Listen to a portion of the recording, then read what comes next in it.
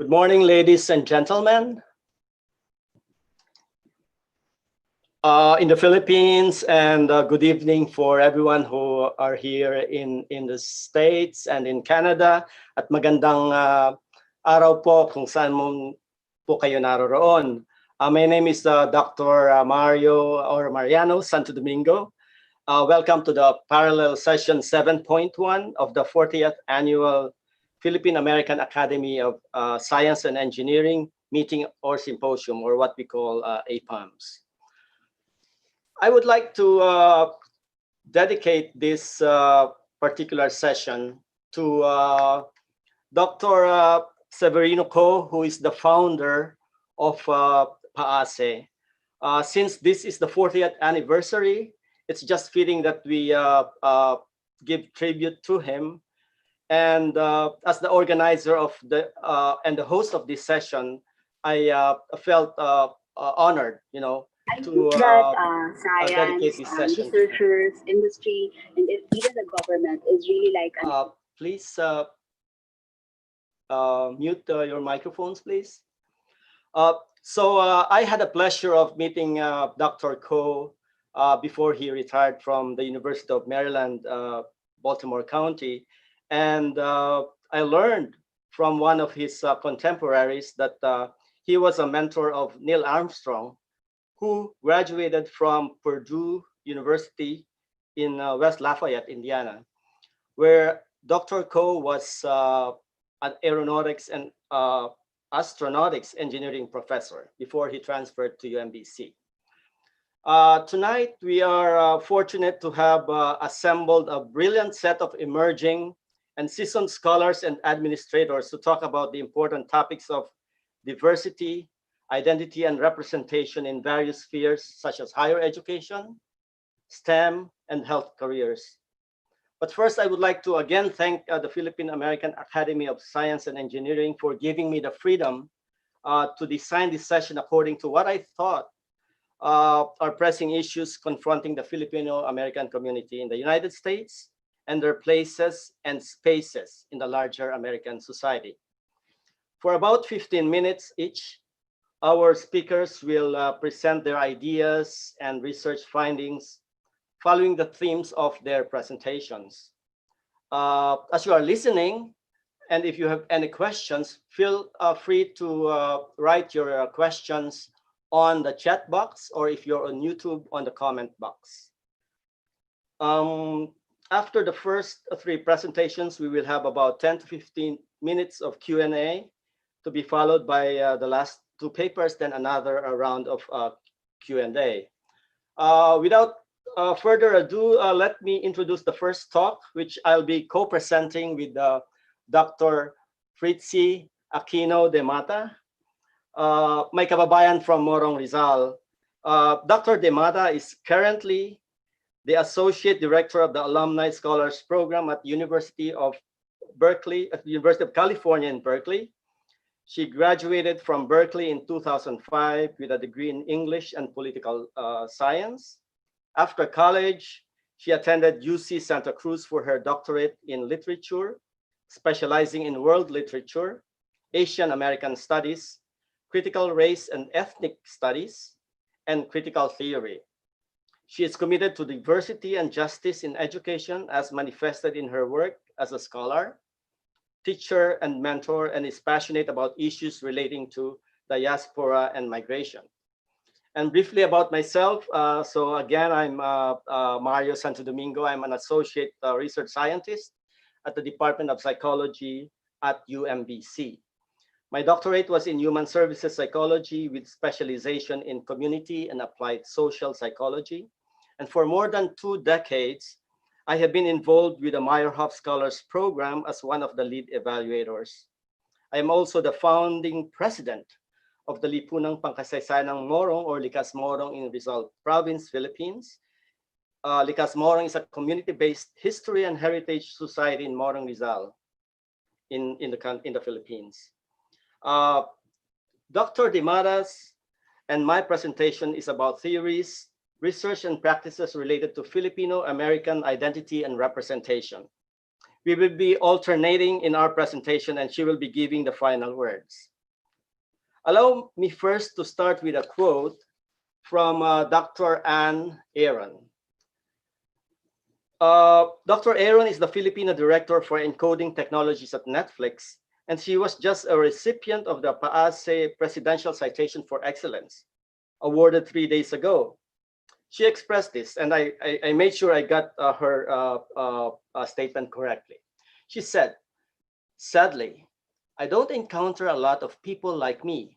And then she asked a question, "Why is there less of us?" And then she proffered an explanation. It is not a level playing field. This statement may be truncated, but it foreshadows the essence of our presentation, okay? With her expression of identity and representation or lack of it, and the factors outside of herself that contribute to it.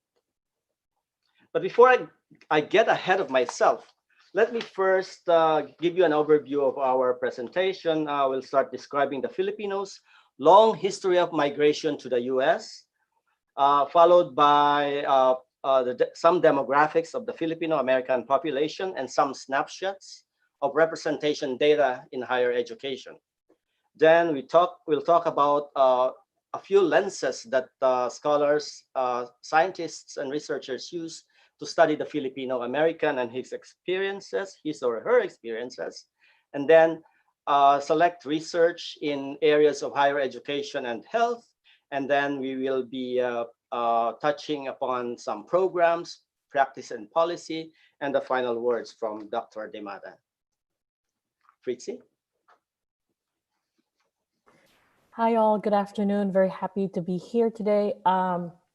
I wanted to give a very brief overview of the Filipino migration in the United States. I call it a long history because our history has always been defined by US colonization and neocolonization of the Philippines, but US migration in the United States goes beyond that, and it's not always defined by colonization of the US.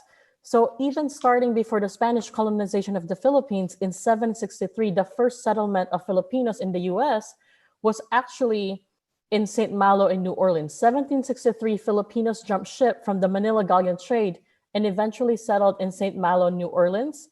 1781, Antonio Miranda Rodriguez, who is a descendant of a Manila man, so there's a lot of Filipino seafarers even before that time, was one of the 12 founding settlers of Los Angeles.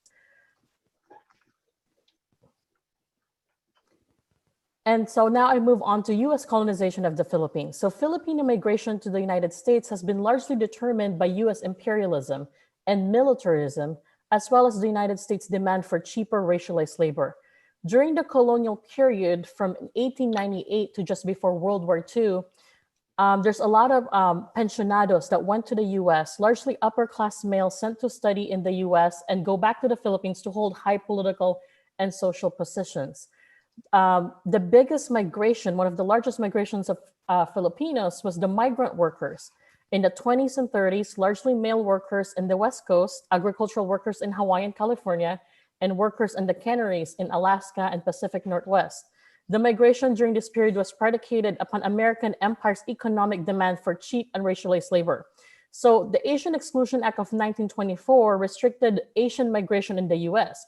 In order to supply its labor needs, the US started importing Filipinos because during this time, Filipinos were considered US nationals, but not citizens, right? So this categorical loophole allowed the United States to source their labor needs from the Philippines because Filipinos could legally enter American borders. Post-World War II, there's a lot of World War II veterans, Filipinos, that helped fight with the US Army. So all the veterans and families were given opportunities to migrate. There's also wire brides. 1965 is also another big wave of migration from the Philippines.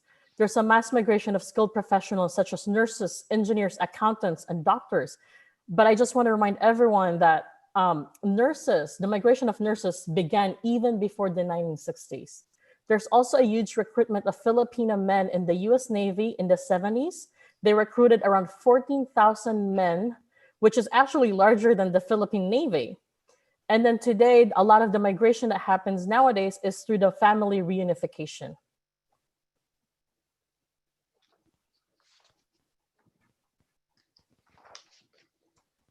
According to the 2018 census, there are about 4,089,570 Filipinos in the US, and majority of them live in 5 states such as California, Hawaii, Texas, Nevada, and Washington.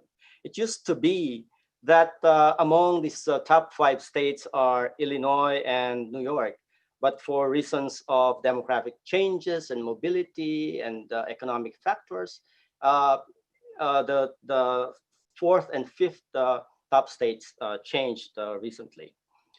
Over the years, there have also been constant increases in the immigrant population numbers. These tables show the Filipino immigrant population as well as the total Filipino population over the decades up until 2018. The percent change from previous decades to more recent past are getting smaller, as you can see, due to varying factors such as political climate, economic conditions, including demand for labor. So with a long history of Filipino migration in the United States, it is now the third largest growing Asian group next to Chinese and Asian Indians. It is important to mention again here that among this group are second generation Filipinos, or those who have at least one Filipino immigrant parent. Okay, so the Filipinos are the sixth largest second generation population in the United States. Another very important information here is while 37% of Filipinos earn bachelor degrees, and it's pretty high, only 9% pursue postgrad degrees compared to 21% for all Asians. For all Americans, or for all the population, it's like 11, no, for white or Caucasians, it's 11%, but Filipinos are slightly less, but for all Asians, it's 21%. So you can see the difference there. Now, there are here the snapshots of data analysis done by Dr. Kevin Nadal in 2019, looking into the enrollment of different Asian groups in the University of California system. He found a large disparity between the enrollment rate of Filipinos and the proportion of their population relative to Asian American population in the state of California. In spite of the fact that they constitute 27% of California Asian American population, only 11% of University of California students were Filipinos, showing a difference of 16%. In contrast, other groups are at parity or overrepresented. Similarly, when comparing admission rates between Asian groups, the difference between the percentage of admitted Filipino American students, which is 54%, is way below the admission rate for all Asians, which is 67%, for a disparity of 13%. Now, let us now shift our attention to how we study, view, and interpret data relative to Filipino experience in the United States. So what are these lenses? What are these models? What are these theories? I'll be remiss if I do not mention here Psikolohiyang Pilipino, as I was a student of Dr. Virgilio Enriquez, who was the founder or the leading theorist of SP. Dr. Enriquez brought SP to the United States. He wrote quite prolifically about it. And it is based on the full use of Filipino culture and language. Its body of knowledge include indigenous or indigenized concepts, research methods, and practices. These include, for example, the concepts of kapwa, loob, ginhawa, or the many different levels of pakikipagkapwa. Prissy? Thank you, Professor Santo Domingo.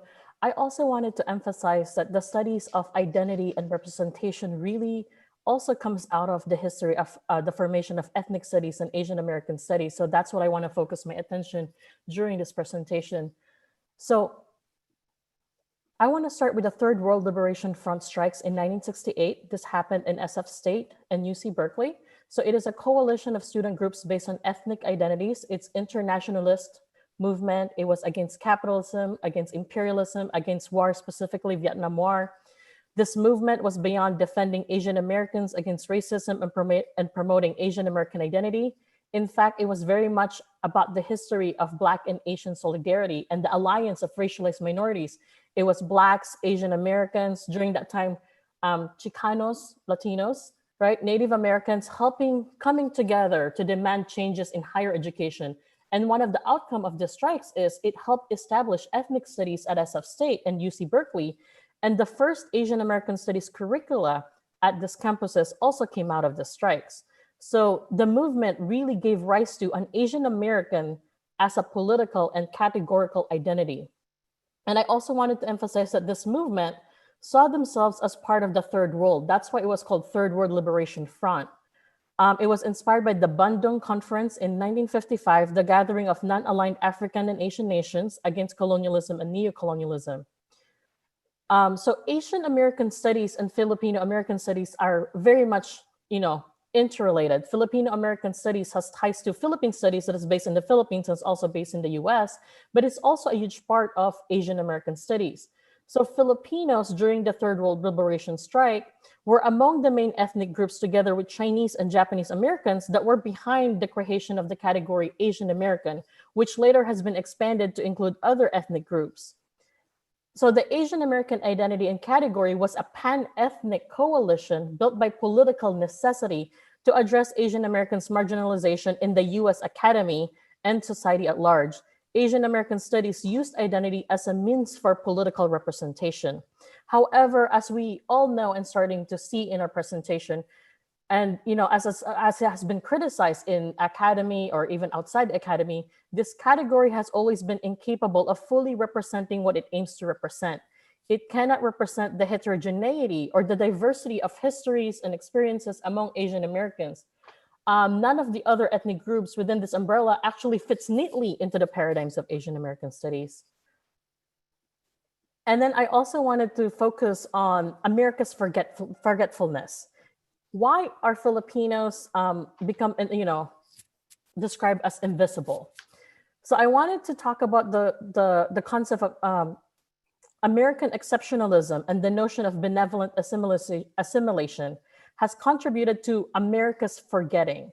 It is not so much that Filipinos are forgotten, but that Filipinos are rendered invisible because of how American imperialism has been framed, not only to the general American public, but even to us Filipinos. And sometimes a lot of our family even buys into this, that when colonization is framed as benevolent, an occupation instead of an actual colonization, or lifting up our little brown brothers, providing Filipinos with education or democracy, what becomes overlooked or what becomes hidden is the violent histories of American racialization and colonization of the Philippines, as well as the exploitation of Filipinos that build the United States what it is today, and also the unequal relationship between US and the Philippines that only benefits the United States.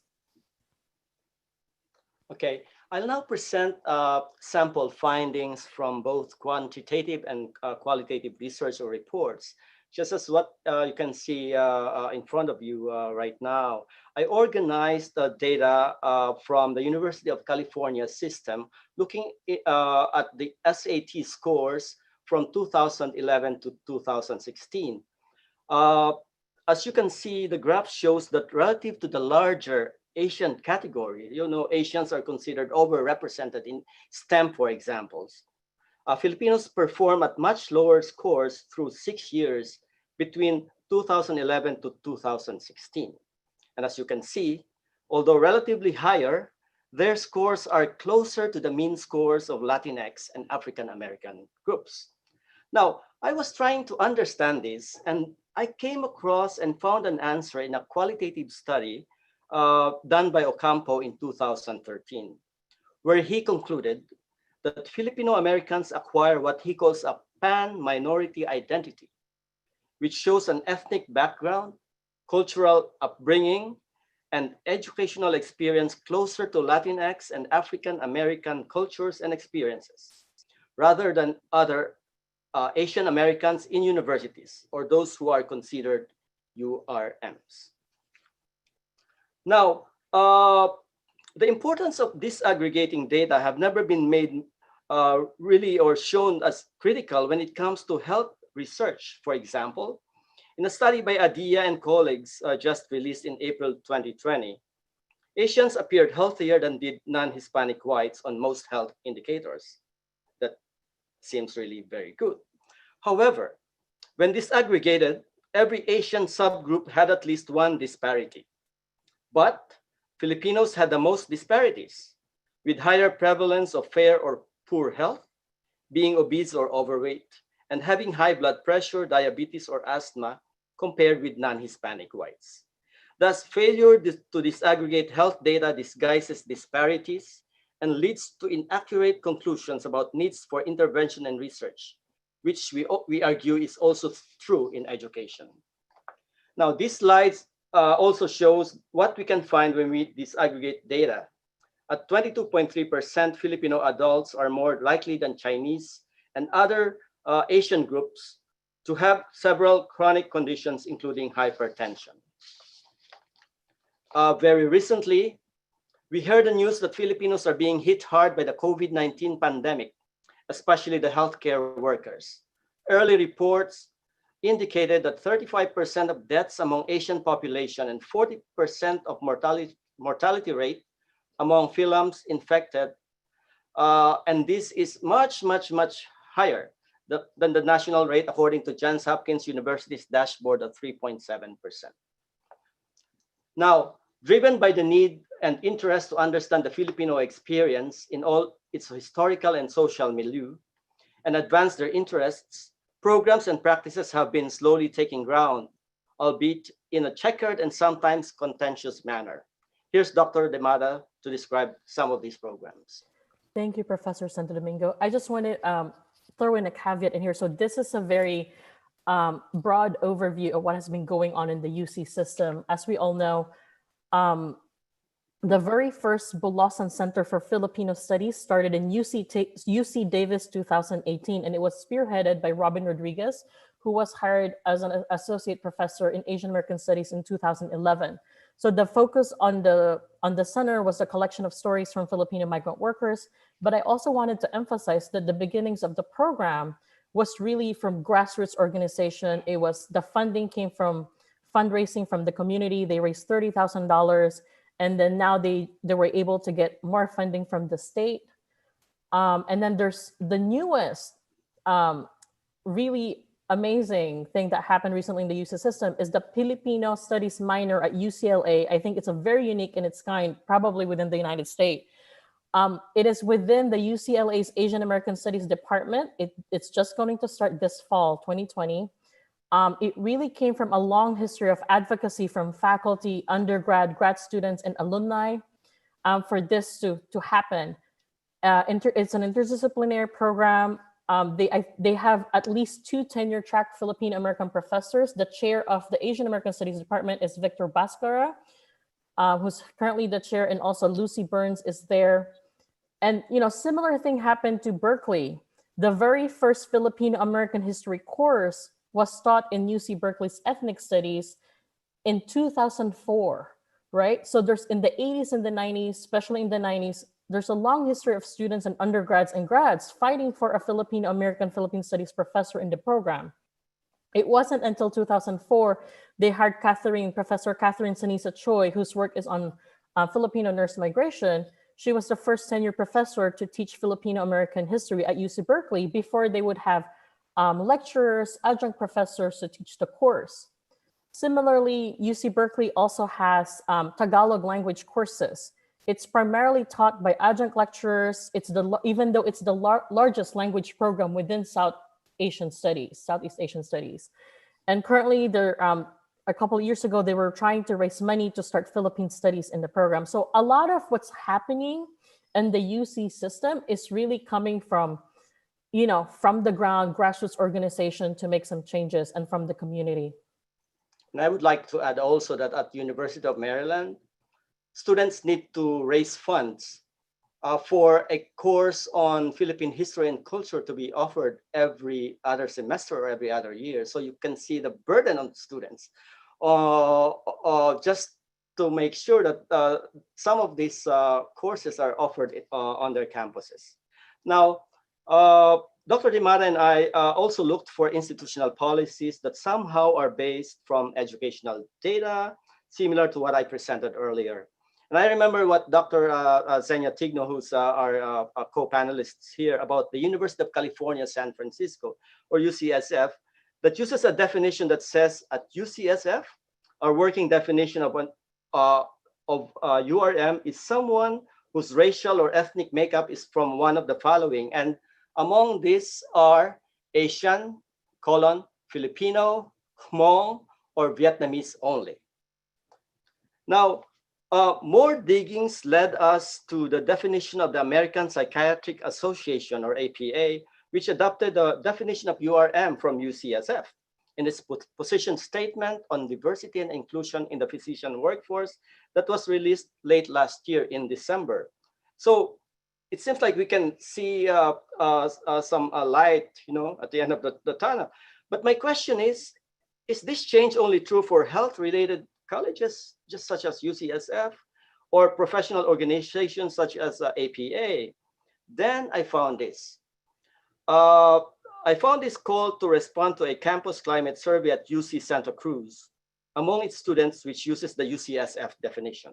I call this a ripple effect, albeit very small, showing that there may be hope for change in the future to correct what we argue are inequities in higher education and disparities in health. And for our final words, here again is Dr. Dimara. I think throughout our presentation, we have pointed out that there is a limitation to the Asian American category, that it somehow renders Filipino Americans invisible as well, but it also doesn't fit to really represent our experiences. There is so much of us here looking at our population growth, looking at our students within the UC system. We exist, but we are not heard. There is a lack of institutional support. Right? So there are many Filipino Americans academics writing about the Philippines and the Filipino American experience. There are a lot of us trying to change the knowledge production, but our stories are not given many platforms to be told in the academy. So we really need structural support to flourish. We need structural changes to address Filipinos' marginalization in higher education and the importance of mentorship and allyship. We need to mentor others and help lift them up. We need to build communities with other marginalized communities on how we can lift each other up and how we can stand right next to each other to fight injustice. Thank you, Dr. Dimara. That ends our presentation. And again, if you have any questions, please write them on the comment or the chat box, and we will respond to your questions after the third presentation. Now we'll go to our next presentation. Our next speaker is we'll be talking about the experiences of Filipino Americans in navigating pathways into STEM and healthcare careers. Our speaker is Dr. Cristel Palma Cobian. Dr. Cobian is a senior research analyst at the Coordination Center for the Diversity Program Consortium, funded by National Institutes of Health. She earned her PhD in higher education and organizational change from UCLA. Her research interests include career development and leadership opportunities for women of color and policies and practices that impact underrepresented groups in STEM. Cristel was born and raised in Southern California and is the proud daughter of immigrant parents, including her mother, who came to the US from Pangasinan. Please welcome Dr. Cobian. Hi, everyone. Thank you for organizing this, Dr. Santo Domingo, and thank you all for being here to talk specifically about diversity in STEM. It is so integral to every scientific discipline.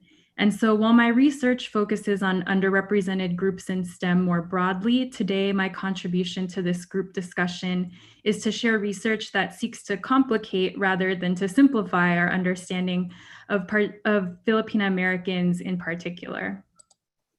So this dual focus on STEM and healthcare careers that I'll be presenting about mainly sheds light on the fact that we cannot talk about Filipinos in STEM without addressing Filipinas and Filipinos in healthcare. And this conversation on diversity in STEM is particularly urgent to address, given that we're in the midst of a global pandemic where Filipino women are overrepresented in healthcare and they are disproportionately impacted as presented earlier. We're also in a period of racial reckoning where protests have shed light on how deeply embedded racism is in every aspect of US society, and that includes STEM. And so this provides an opportunity for us to pause and reflect on what has brought us here, which is framed so well by Dr. Maria Rosario Araneta. She's a professor at UC San Diego, and in the latest LA Times article said it's a colonial relationship that reinforces the US dependence on foreign labor. This was also reflected and framed so well by Doctors De Mata and Santo Domingo in the previous presentation. So I won't spend too much time on this. It's been covered a little, but what I do want to point out is the challenge of doing this work due to the lack of data on Filipinas and Filipinos in general. And we know from research that women of color are underrepresented in all STEM disciplines. And we know that they face many challenges due to compounded effects of racism and sexism in STEM, but we're still revealing and trying to understand the extent of underrepresentation, as well as the unique challenges that Filipinas face in STEM. So a few concepts to keep in mind as we look at the stories of Filipino women. First, in terms of careers, a career is not decided once. And so instead, a person makes decisions, many of them over time. And these decisions are influenced both by a person's environment, while they also have the agency to make those career decisions, right? And secondly, also talked about earlier, but there are many external factors for Filipino women. In particular, what kept coming up from the data as I was analyzing it was the continued impacts of colonialism, the impacts of migration patterns, the impacts of internalizing beliefs of inferiority, or Kevin Nadal's work on colonial mentality, and other Filipino scholars that have worked and studied this and added to the literature on this. And lastly, while I started this work trying to understand the unique experiences of Filipina American women, I realized that making sense of what was happening was not just about these women, but it was really about understanding the Filipino women experience their career journeys differently from white women and differently from Filipino men. There's something unique there, but it's not about them. It's about the systems of power, the interlocking systems, how policies and practices have shaped the outcomes that we're now seeing today. So very briefly, who is interviewed in this study is a qualitative study. Normally my work is quantitative, but we have a group of women that came from a larger subset of women of color in STEM and healthcare. They're all in their late 20s or early 30s at the time of the interview, and they were all born in the US and or arrived at a very young age. And so I suspect that these themes would be very different if the interviews analyzed focus on a different age group, if they focused on maybe another generation of the first generation that came here and their experiences immigrating and all the identities that they would hold. However, I think this group is of great interest because as a child of immigrants myself, with parents that made sacrifices to be here, I wanted to focus on this group to understand what happens to the second generation, which we know from research that the second generation does not end up in STEM careers at the same level of their Asian immigrant parents. So to introduce the group of women, this is them. One thing to keep in mind is that these are women who are success stories. I was trying to understand what makes you go into STEM, and they made it into STEM or to healthcare. I list their reported family income, and then I also list through the course of the interviews that they talked about what their parents did for a living. And so we can assume a lot of them are having parents that match the immigration patterns from 1965 and onward of a lot of people with educations or professions in STEM or in healthcare. And then we also see some patterns in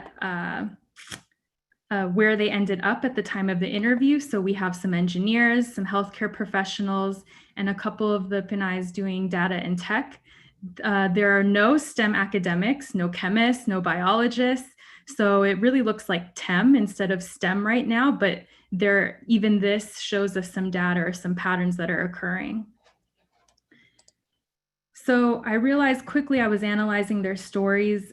As I was analyzing their stories, I could not make sense of their individual experiences alone without placing into context the bigger picture of colonialism. So as a brief explainer to the next slides with the stories, historicity, when I refer to that, it's the broad interlocking systems of economic, legal, political, media, and social power and classification that have evolved over time in specific places, and they shape what the participants experience on this individual level as they start to make meaning of their own career stories.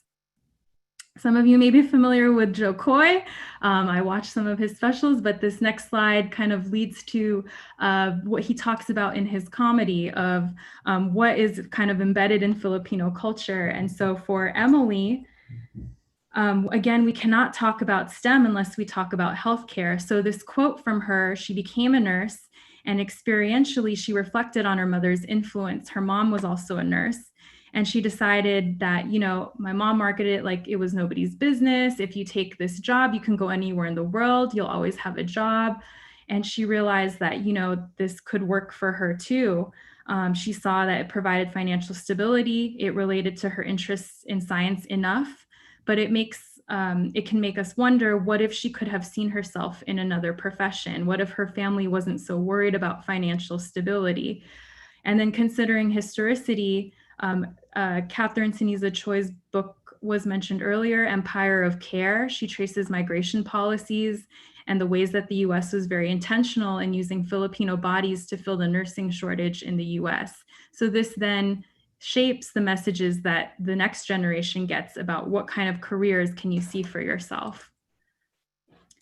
So this quote, some background from Camille, who ended up in the tech sector, is that she realized at her job that they were creating chatbots, and this was saving the company money instead of having call centers with live people to chat with customers.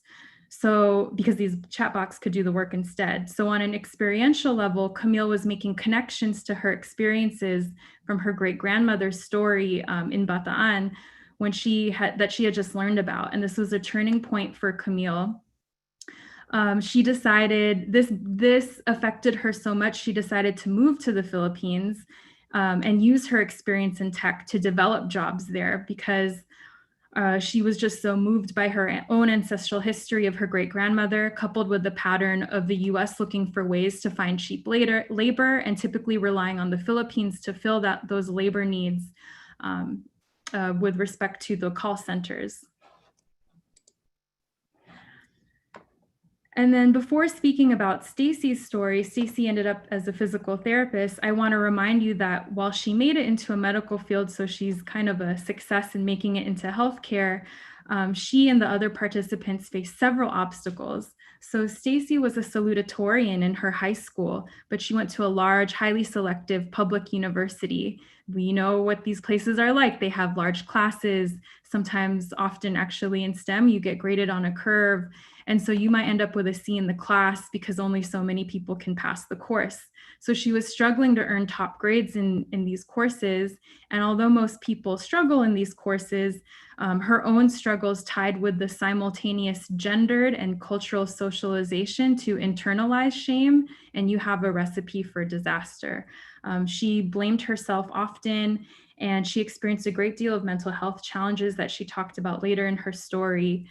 And as a higher ed scholar, I can tell you that it should have been the colleges and universities shifting the responsibility onto themselves to provide additional resources, change up their teaching practices, and address how isolating these courses can be, especially for women of color. And now moving to Leilani, who ended up in aerospace engineering. So here's a success story. However, when I asked how she ended up where she did, she says she came from a family with less resources, but she attributes her pathway really to luck. in some ways because someone at her church paid for her to go to a small private school where she was able to get a great education, particularly in math. So by the time she got to high school, interestingly, she was already aware of stereotypes, gender stereotypes, and the underrepresentation of women in math, yet was also protected a little bit from these impacts due to support from her teachers. So briefly, I wish I had more time, but as a higher ed scholar, I also had to know what specifically in college contributed to their career decisions. And so I've broken it down into what helped them, what hindered them, and a bit of what's complicated.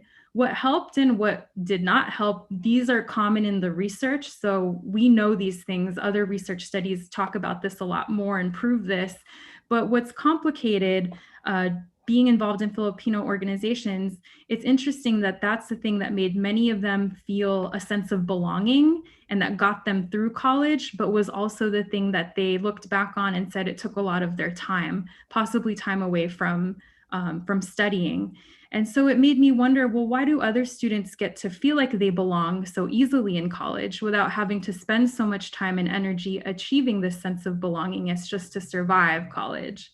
Majority students get to study science, while Filipino students are running around and fighting for Filipino studies, organizing tutoring and retention projects for their communities, writing and performing the cultural nights, getting justice for Filipino veterans, all while trying to also just study science. Scholar Sedale Melacus talks about this as the inclusion tax, the toll that you pay just to belong. So overall, we know, especially now, that we cannot just keep up with diversity 101 sorts of efforts. That suggests in some ways that Filipinos just need to keep being resilient as possible and suck it up and do everything they need to do to continue on and get to their STEM career. There are so many external factors that shape their career decisions, many of which involve interlocking systems of power, being socialized as women, dealing with all the stereotypes of what it means to be an Asian woman in STEM, and the added layer of policies and migration patterns that shape career pressures to find stability in the US. So what does all of this mean? First, we are slowly developing more information regarding the intersections of identity, so that's good, and we should keep doing this. Second, we need to go further and further disaggregate data to understand what's really happening and put resources where they need to go in order to achieve equity. As Attorney General for Cook County in Illinois, Kim Fox, said recently in a podcast episode, you cannot fix what you can't measure. And so her goal was to show all of the data that they have from the Attorney General's office so that people could do this research. And we need to figure out how to do the same for STEM. Third, we need to educate ourselves, our colleagues, those in power about structural oppression. We cannot solve problems by continuing to place the onus on Filipino women or Filipinos in general in order to get them to STEM careers. And lastly, we need to do what our ancestors have always known how to do, how to fight, how to advocate for action, whether that be advocating for our own colleges and universities to provide data on Filipinos, or advocating for visibility of Filipinos in research and in policy. And so as scientists of Filipino descent, scientists and social scientists, we must use science to accurately uncover the truth behind disparities that we're seeing in STEM and use science to create change so that we can bring our full selves as a Filipino community into these STEM fields. Thank you.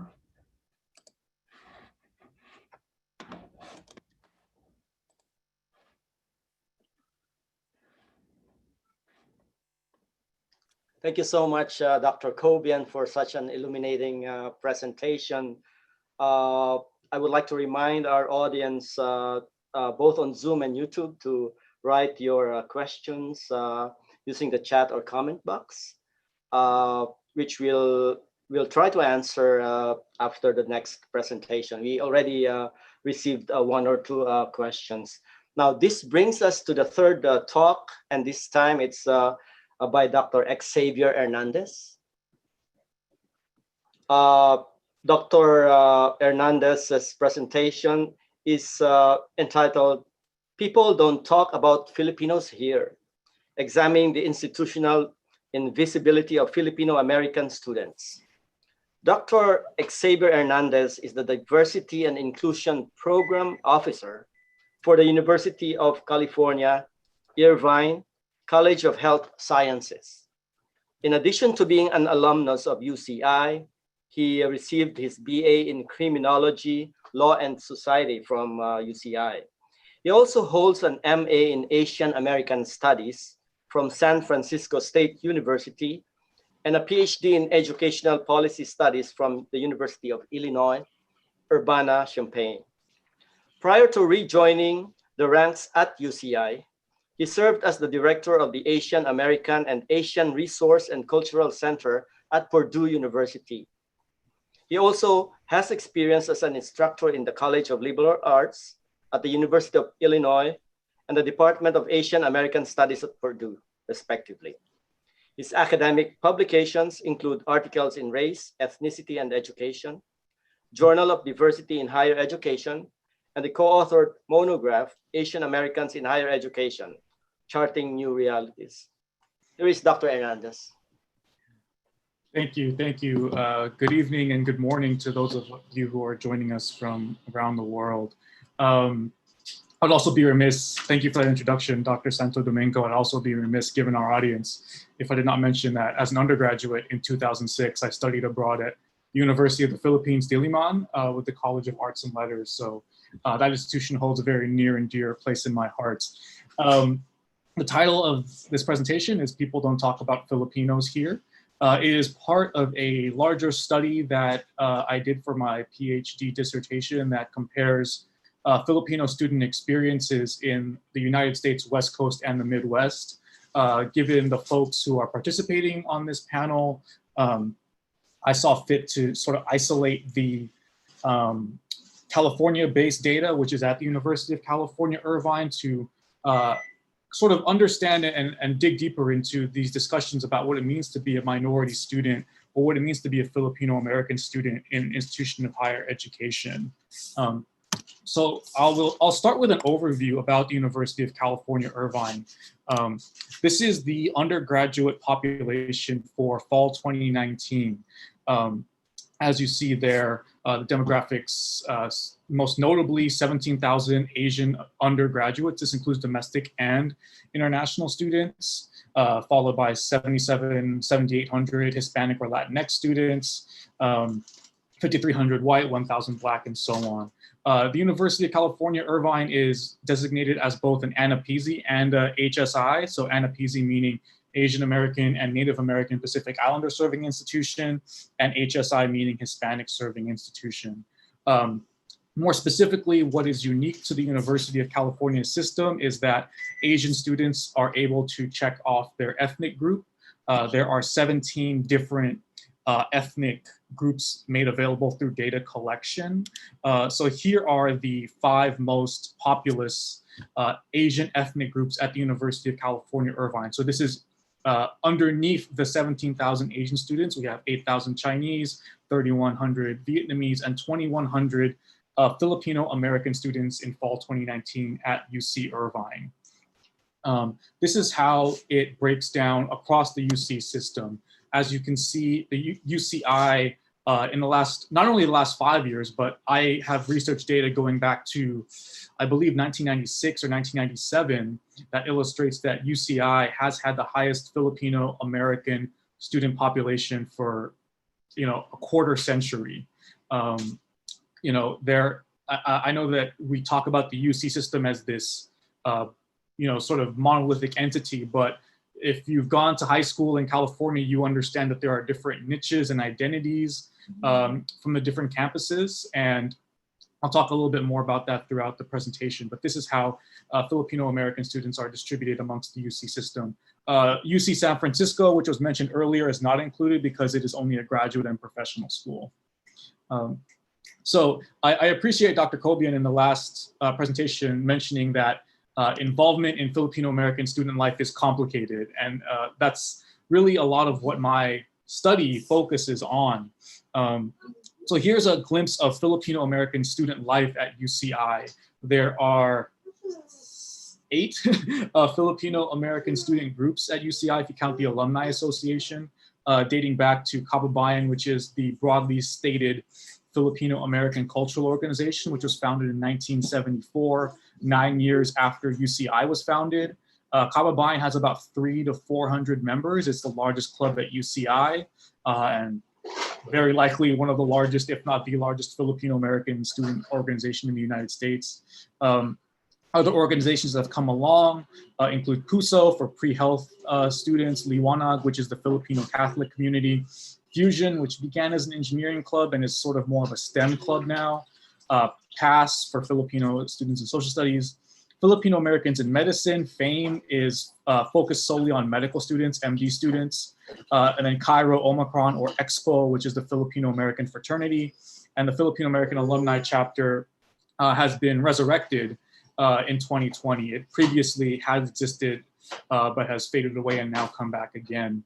I call this slide the pull because these student groups really do create a sense of belonging, as many of the past presenters, all of them have mentioned, that students feel pulled to these organizations. They talk about how, you know, oh, my kuya or my ate is in this organization, that's why I joined. These are my family. They talk a lot about how these organizations really give them a sense of belonging on campus, right? That they just feel drawn to them almost instinctively, something in their soul just draws them to participate in these clubs and give so much of their time and energy to these clubs and the causes that they, you know, that they put forth on the campus community.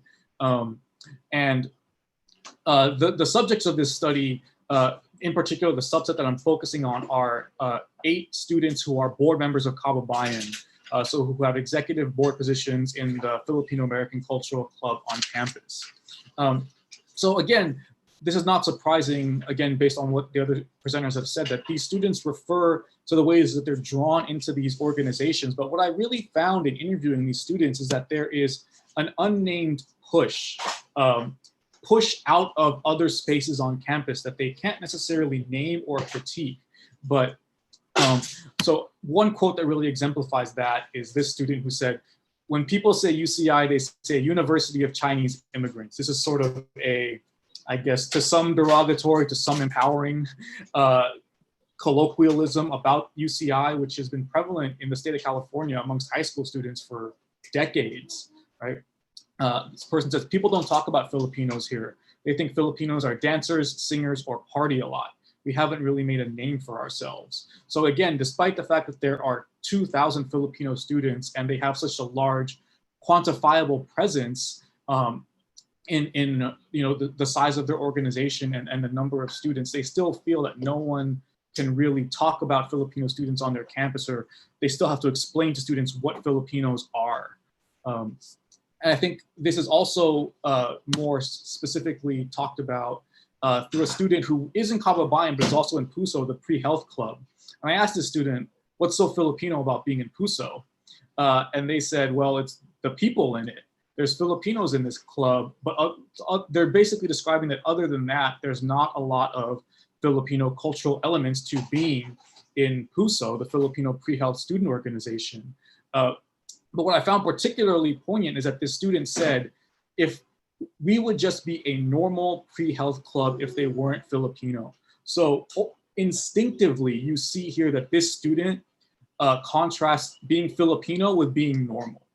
And that says a lot about how they perceive their identity on campus, that it's not normal, that it is somehow outside of what is you know, typical to this campus culture, despite the fact that they are so omnipresent. And they understand this, right? When I ask these students, who again are prominent Filipino American community members, so they're used to having these talking points in their back pocket, I asked them, how many Filipino students do you think are on this campus? And most of them get it right. Most of them say around 2,000, which is correct, right? So it's not like they don't understand the scope of what it means or how many Filipinos are on campus, but yet they still feel like they are outsiders. And when I ask them about the things that they do on campus as part of these Filipino clubs, we really see this sort of relative sense of privilege and representation. Again, they are the largest club on campus, period. They are bigger than any fraternity. They are bigger than any academic society, any philanthropic society, what have you, but they still don't see themselves as leaders in the community. They still don't see themselves as people who belong on campus, right? So for example, when I ask about the interactions in the cross-cultural center, between other student of color organizations, this student who I've quoted here understands that Asian American organizations have this power in numbers, but yet still doesn't quite see fit for Asian American clubs, in particular Kababayan, to become leaders. They describe this sense of crisis management amongst student of color organizations. That's the only time they really come together, when there's some crisis to handle, right? And through that, we see that, as the other presenters have mentioned, that Filipino American students and Asian American students more broadly, right, have no sense of mentorship to be able to capitalize on the relative privileges that they have, right? That, they still don't, if they don't see themselves as belonging to this university community, they don't see themselves as the ones who should be taking on that responsibility to organize politically like they have in the past, or to advocate for the needs of minority students or students of color. Now, again, as I mentioned, we've talked, or other panelists have talked about the UC system in this aggregate, but when we specifically focus on UCI as sort of, I guess to say, disaggregating that institution, there's definitely a lack of academic belonging at UCI. UCI does not, despite its prominence, especially recently in national rankings and prestige, UCI does not have the same social or cultural capital that UCLA or UC Berkeley has. A lot of actually all of my respondents said it was not my first choice to go to UCI. I wanted to go to UCLA, but not everyone can get into UCLA. And again, this is a very old sense of thinking, to be quite frank. This is really the thinking of a generation ago, when UCLA and UC Berkeley had such a wide gap at the head of the pack in the UC system. But nowadays, the data and the rankings tell us that UCI is right up there on par with UCLA and UC Berkeley, UC Davis, UC San Diego. For the last 2 years, UCI has had the most in-state applications from California entering freshmen. So UCI is, despite the fact that UCI has the most Filipino students in the UC system and is quickly gaining national acclaim as a research institution, the specter of UCLA and UC Berkeley still floats over them, and people, students at UCI tend to think that this is their second choice, so they have no sense of academic belonging there. The next quote I'm going to highlight is from a Filipino American, Asian American studies professor who has actually since left the university. But when she talks about her relationship with Filipino American student leaders, she says that they don't really take her class on Filipino American experience, but they've asked for these student-led courses in Tagalog. And that really speaks to the disconnect between the representation at an institutional level and what students are really looking for from the institution. They want Tagalog, and in this particular case, she illustrates that they want Tagalog in an informal setting. So they don't even want Tagalog to go on their transcript. They just want it to occur at the university in some form, in a very low stakes fashion. And you can interpret that in many ways, right? You could interpret that as many students say, I can't fit it in my schedule. I'm this major or that major. There's no time to take Tagalog or any Filipino American studies class. Again, speaking to the Filipino American amnesia that was mentioned earlier, I mean, I'm sure that some of these students don't even see Filipino American studies as academically rigorous or worthwhile. And again, this speaks to the invisible labor that these few and far between Filipino American faculty or staff members undertake. This professor is being asked to, teach a Tagalog class when she has no formal training in Tagalog. How many of you who are Tagalog speakers and have, these very accomplished academic credentials in other fields, how many of you really think you could sit down with a group of 10 or 15 students and teach them how to speak Tagalog from scratch, right? but this is what is expected of these students. This is how they interact with the academic enterprise at UCI, right? This is how they see their Filipino-ness fitting into that. So those are a few, just snapshots of where Filipino Americans see themselves academically or culturally within this institution where they are so well represented. So what that implies for higher education are multiple things. First, there are varying dimensions of belonging and thriving. Just because there are so many Filipino students that have these student groups that do great things and give students a sense of belonging, doesn't mean that they feel belonging to the institution per se. So for example, Kababayan's the Filipino club, and many students will say, or alums, for example, will say, I'm an alum of Kababayan. I am not an alumnus of UCI. I have no affiliation with UCI. I strictly have an affiliation with the Filipino American community. So you see there that there's a difference between belonging and thriving. I also want to mention, in terms of a qualitative study, that keep in mind, I am interviewing students who think about their Filipino American identity on a weekly, if not daily basis. These are Filipino American student leaders. These are the people who get called when something bad goes down on campus regarding Filipino students. These are the people who are constantly thinking about putting on Filipino American student programming.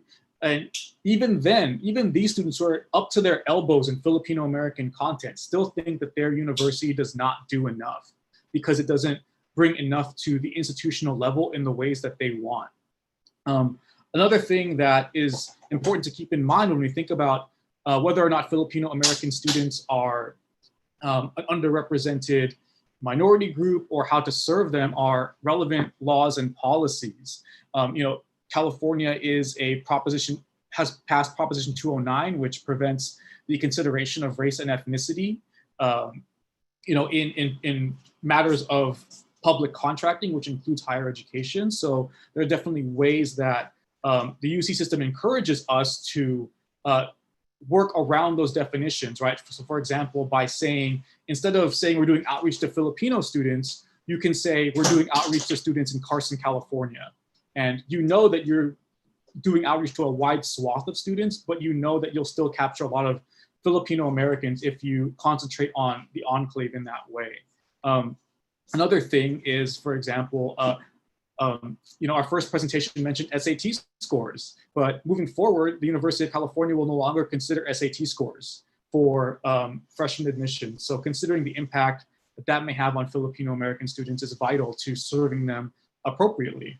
The scope and mission of your institution, again, the University of California is able to disaggregate Asian American ethnic data because that represents the population of their state.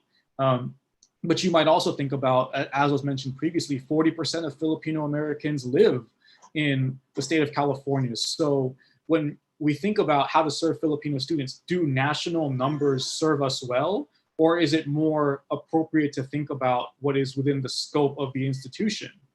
And just real quick to wrap up, I often encourage in the work that I do to tell people to think about diversity in relation to minds and not just bodies. So it's not enough to put a person of race or ethnicity X into a position of influence. It's also about what is that person's academic training? How is that person able to actually connect to students? Amongst diversity workers in higher education, the past generation of folks, are people who learned about diversity work through webinars like this.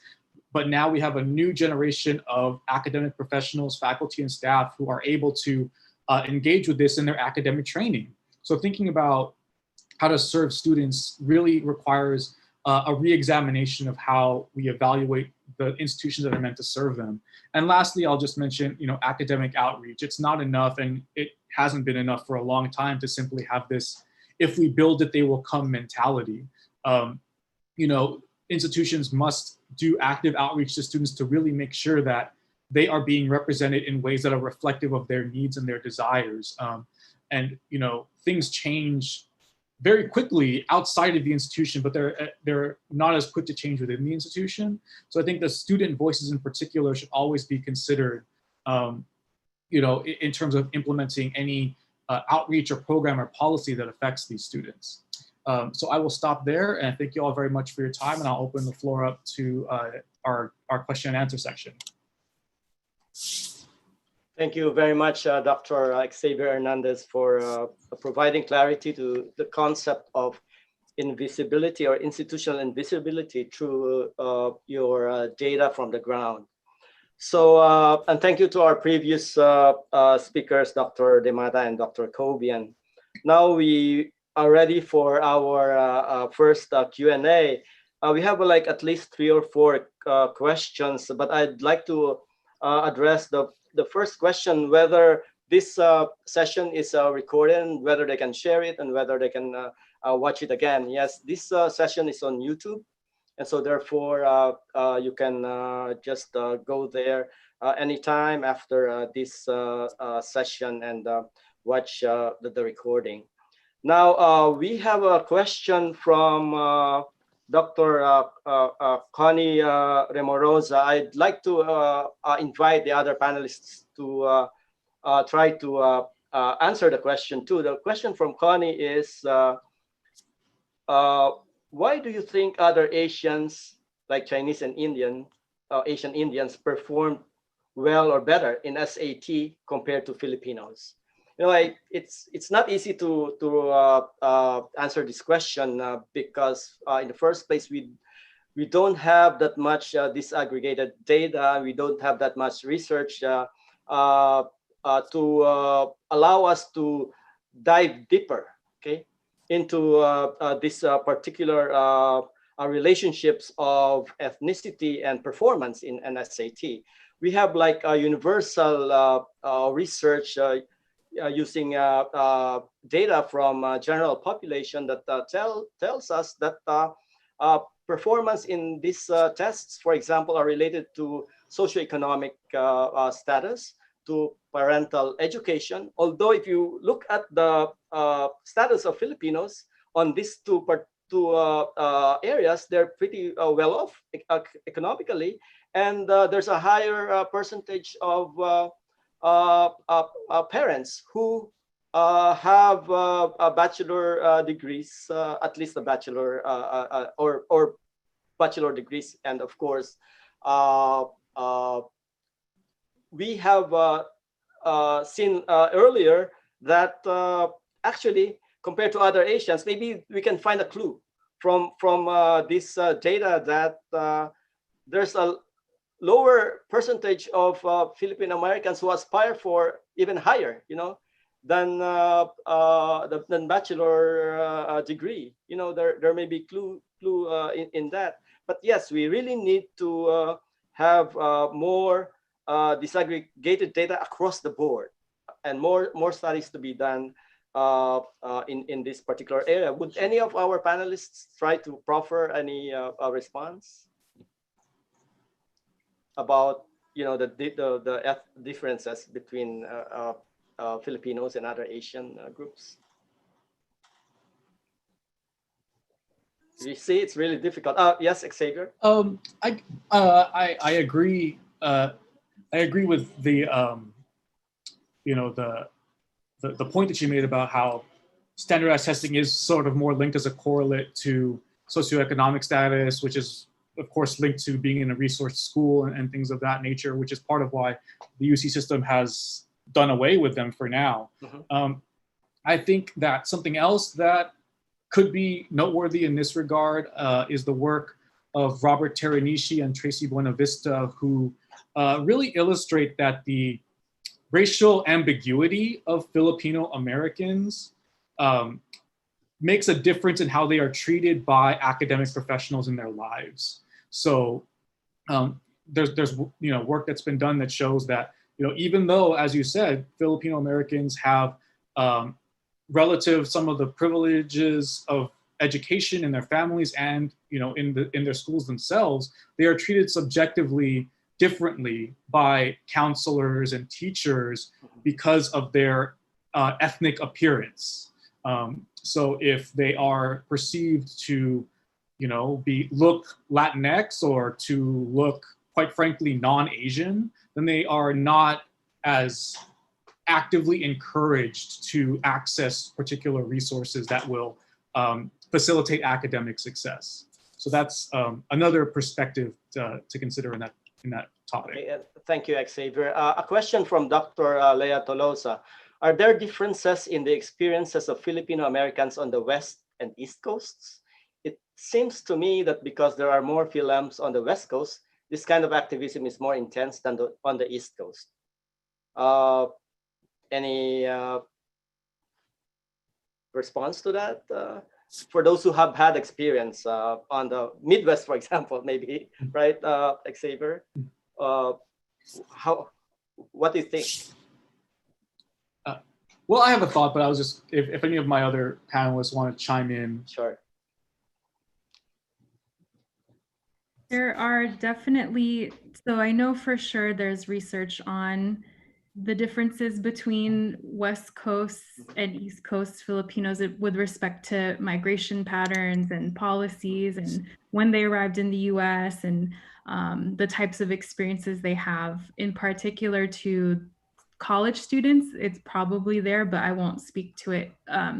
But there definitely, for Asian Americans in general, there is a difference in how they experience the campus climate, how they make sense of their college experiences. And one of my colleagues has his dissertation work, Jason Chan, on East Coast versus Midwest and West Coast in terms of the Asian American college experience.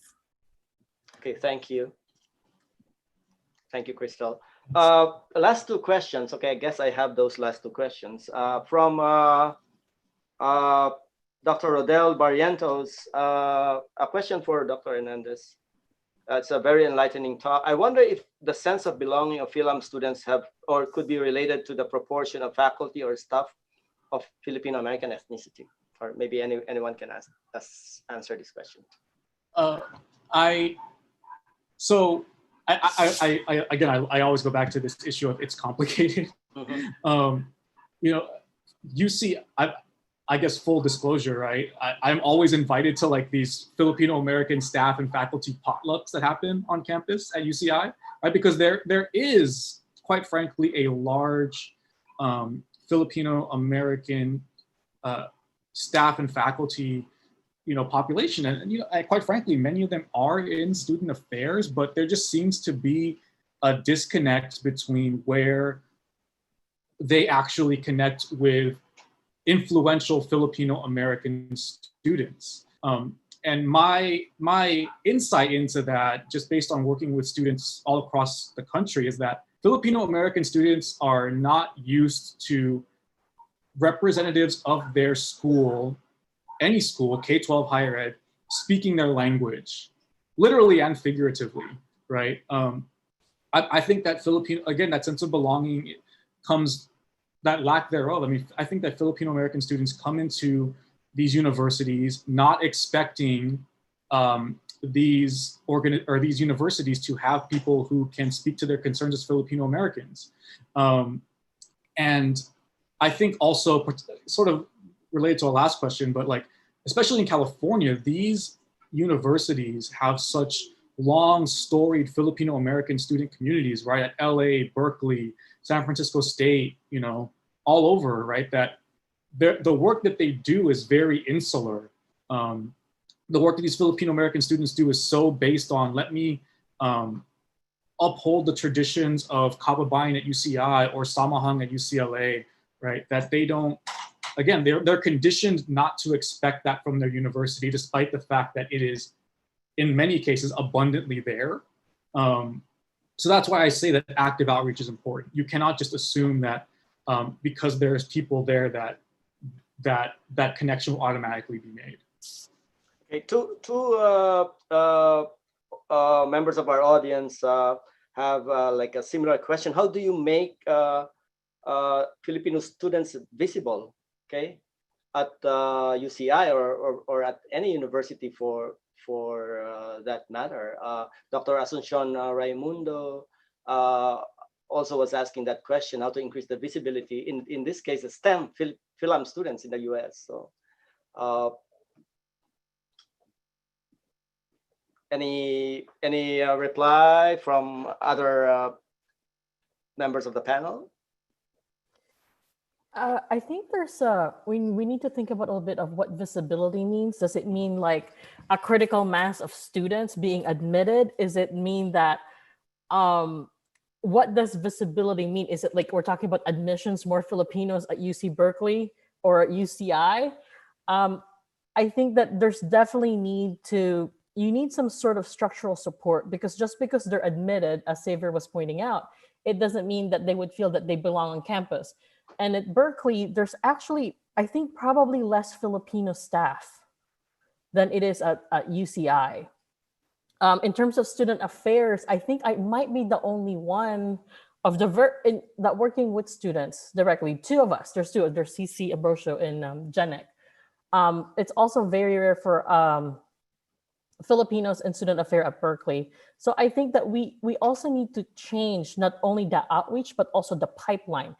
A lot of outreach is being done ad hoc by students, right? You have PAASE, Filipino Academic Student Services, who are doing outreaches to even the Black Recruitment Center, right? So it's students themselves are actually trying to get URMs to get to campus, because because of Prop 209, it really limits admissions to do those kind of work. So it really falls on students themselves who are not paid to do this kind of outreach work. So I think aside from increasing visibility, it's really that you really need to build a pipeline that is intentional, that has you have to need people in places that are really like, we really need to come together, work together to like advocate for Filipinos, for instance, in a UC campus, right? Or even across the UC. Like, how do we do that? Because I think it's really difficult, like seeing how different ethnic groups are kind of coming together and doing that. I don't think there is such a thing that's, you have HSI, right? In Berkeley, we have now the African American Initiative Scholarship to increase Black students on campus. We don't have anything like that fomenting that I see. I can speak for Berkeley itself. I don't see any kind of like organized way of advocating for Filipinos. Does that make sense? Yes, it makes sense. Now, I guess I'll read one more question, and possibly some of the other questions we have, we can actually answer after the second set of presentations. I have here a question from Dr. Vince Daria. As a group leader of a research group or laboratory, I received so many emails from potential students from India and China indicating their interest to pursue graduate studies under me. Why do you think I receive very less applications from Filipinos? Earlier, Vince, I actually talked about like in the US, only 9% of the population have degrees beyond bachelor, but 21% of other Asians, okay, have post-graduate degrees. And so I think this has also been my observation, even in my university. Like the beginning of the semester, there are like big groups of students, who are non-Filipinos, who are from Asia, coming to the university. And so that has also been my question. And this is possibly because of the lack of motivation or aspiration or even role models among the Filipino students to aspire, okay, for advanced degrees. So it's really something, for me, it's alarming, because it means that we are not really getting to the point where we are producing or generating enough scientists, okay, and experts in several fields of science. So would any want to respond to that question? So I just want to amplify the answer that was posted in the chat, and this is related to actually from the president of University of Maryland, Baltimore County, UMBC, Freeman Hrabowski. I remember him giving this talk many years ago at a conference, and he asked this question: why are there more Indians and Chinese interested in STEM? And then he answered it and said, because there are more of them, which is the answer in the chat. And so when we think about numbers, to be thoughtful about, well, what are the populations of students and even generation stat, like we have, who are the international students that we're getting? So it might be it's likely that it's just because of numbers, there's just more. In terms of the question of what is going on with the career aspirations of Filipinos and Filipino Americans, and also depending on their generational status, those are all things where there are many different influences, even just from my study on Filipino American women, but there are many different external factors that are applying pressures on their decisions. So they might have the aspirations to pursue science, but then they get they have all their other pressures that are telling them, like, okay, you're not good at this math class, therefore you're not going to be able to persist, therefore you should just stop thinking about STEM. So they get these different messages that maybe say they're not good enough for STEM, that they come in excited, and then college kind of messes with their beliefs in being able to continue. For some of them, they did make it through college and got their STEM degree, but then they realize in their graduate studies that they are just tired of the sexism and the racism. For others, it's that it's just they can't afford it. There are two different tracks of who migrated here. There are those that came with advanced degrees, and so they're able to provide more for their children, and then there are those that came and they don't have it, and so those second generation Filipinos are not able to have the same resources and access in order to even consider a science degree. So it could be a bunch of other things too. I'd love to hear other thoughts, but it's many layers of systems operating. Yeah, I want to share a personal lived experience of why is it that I think the having role models and representation of, seeing people who look like you succeed, become scientists, become doctorates is really key. So from my experience, so I was an undergrad at Berkeley, and I met a Filipino grad student who was studying a doctorate in the English department, and was like, oh my God, I didn't even know there was a doctorate program. I didn't know that.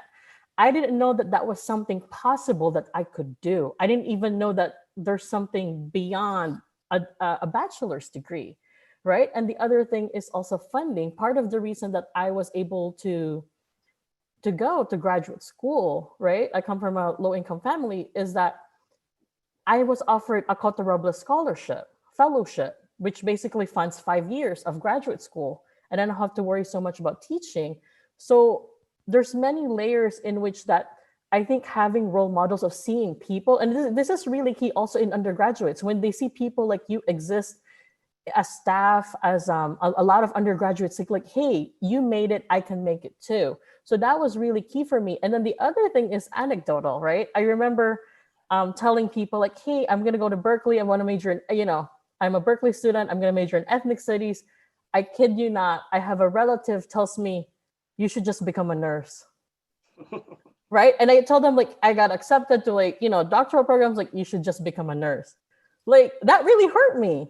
Like, oh, not to say that there's something wrong with becoming a nurse, but I wasn't being pushed to inspire for what my passion is, what I'm really interested at. Right. Thank you, Dr. Demala, and thank you, everyone. I think it's now time to move to the next set of our presentations. There are several comments here, and I can see that we really need to have a lot of discussions about all these topics. And but then I would like to now introduce the next speaker. Our next speaker is Dr. Germalina Tupas. Let me just open the slide of Dr. Tupas.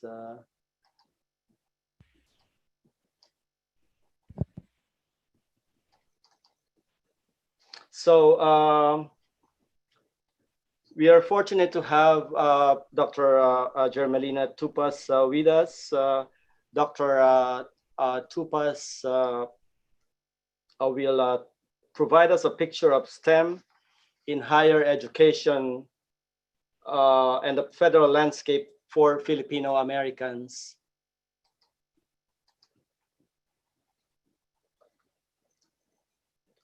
She is the Deputy Division Director of the Division of Human Resource Development, Directorate for Education and Human Resources at the National Science Foundation. Do you see her slide now? No. No, not yet. Okay, let me just share screen. Okay, so she's the, as I said, Deputy Division Director of the Division of Human Resource Development, Directorate for Education and Human Resources at the National Science Foundation. She is currently on detail at the National Institutes of Health, Office of the Director. Dr. Tupas has given numerous presentations in national and international conferences or workshops, such as the PAASE's annual meeting and symposium, Society for Advancement of Chicanos, Hispanics, and Native Americans in Science, Technical Assistance Workshop for the Asian American and Native American Pacific Islander Serving Institutions, and the International Indigenous Research Conference.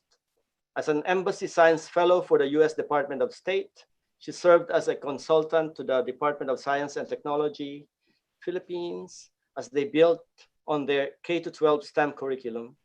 Prior to joining the federal government, Dr. Tupas was a faculty member at the University of Hawaii in Manoa. Dr. Tupas. Thank you, Dr. Santo Domingo, for that introduction and for organizing this panel. And good morning, good afternoon, and good evening, everyone. I hope that covers everyone. And before I start, I would like to have some disclaimer. I would like to state that this presentation may not include all relevant facts or the most up-to-date research, and that the opinions expressed in this presentation is my own and not necessarily that of the National Science Foundation. So I also would like to thank Dr. Santo Domingo for controlling my slides. So I'll have the next slide with a little background on the coordination of federal STEM education programs among federal agencies within the executive branch. So as you can see, at the head of this enterprise is the President of the United States, and the worker bees are the representatives of the 14 federal agencies who come together under the Subcommittee on Federal STEM Education Coordination, or FC-STEM. FC-STEM is directed by the Committee on STEM Education, or simply COSTEM, which is composed of the heads of these agencies, and in turn are guided by the National Science and Technology Council, which in turn reports to the Office of Science and Technology Policy, or OSTP. OSTP provides advice and guidance to the presidents on matters concerning STEM education. So in the next slide, I would like to show you the list of these 14 federal agencies, but I'm not going to define the acronyms, but simply point you to the fact that over the years, you could see that the budget for STEM education hovers around $3 billion. And in fact, the last 4 years, there's been a reduction in this budget. And also take note that I highlighted the three agencies that have the top dollars in terms of STEM education. And basically, that's the National Science Foundation, the Department of Education, and the Department of Health and Human Services. And in the next slide, you will see how the pie is divided in FY 2011. And you can still see that the National Science Foundation leads the pack, followed by the Department of Health and Human Services, and then the Department of Education. So the rest of the 14 agencies have this little budget that they have over a period of time. So I want you to know that the National Science Foundation is actually an independent agency. It doesn't fall under a department, whereas the National Institutes of Health is actually part of the Department of Health and Human Services. So To summarize, you could see that these are the three top agencies with big budgets in STEM education. The budget has been flat, and the focus has always been on STEM careers. And although there are a lot of programs that support underrepresented groups, you definitely cannot easily decipher how much is actually spent on diversity and inclusion. So that's one of the problems that we have when we talk about underrepresentation. As you may know, Congress authorized new programs even without appropriation. And the implementers of these programs are, of course, the federal agencies. However, many STEM programs that Congress established not necessarily are being implemented. For this particular administration, the current focus is on skilled STEM workforce. So that means that supporting vocational technical programs at higher high school level or undergraduate levels, particularly at the community colleges. So when I go through this talk, I have a little question is what's lacking? I really want you to focus on what's lacking in this landscape. So in the next slide, you will see the first inventory of STEM education programs conducted in 2010, and it showed most of the budget that went to building STEM degrees and careers, which supported mostly undergraduate and graduate students. And if you include emphasis on improving the learning and learning environments, as well as student engagement aimed at ensuring persistence and retention in STEM programs, the total budget will be more than two-thirds of the 3 billion. Thus, in fact, and maybe in hindsight, only a small portion is spent on university faculty. This is not for the research, but for their professional development and for pedagogical training. In the next slide, uh, next slide, please.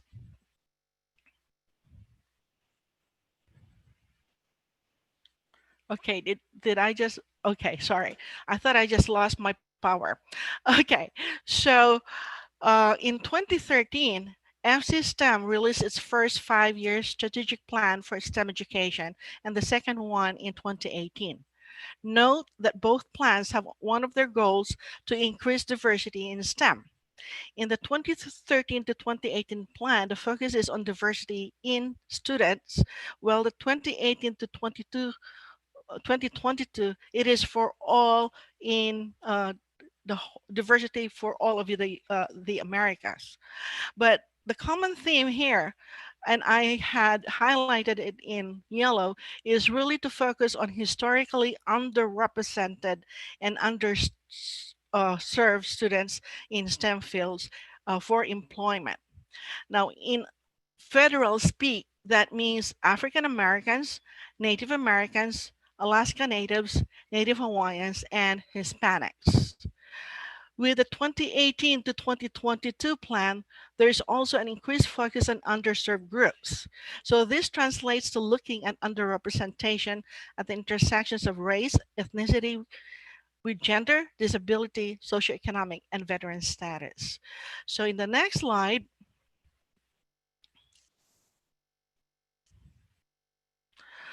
as I said, the focus of the current administration is on students and building a skilled STEM workforce.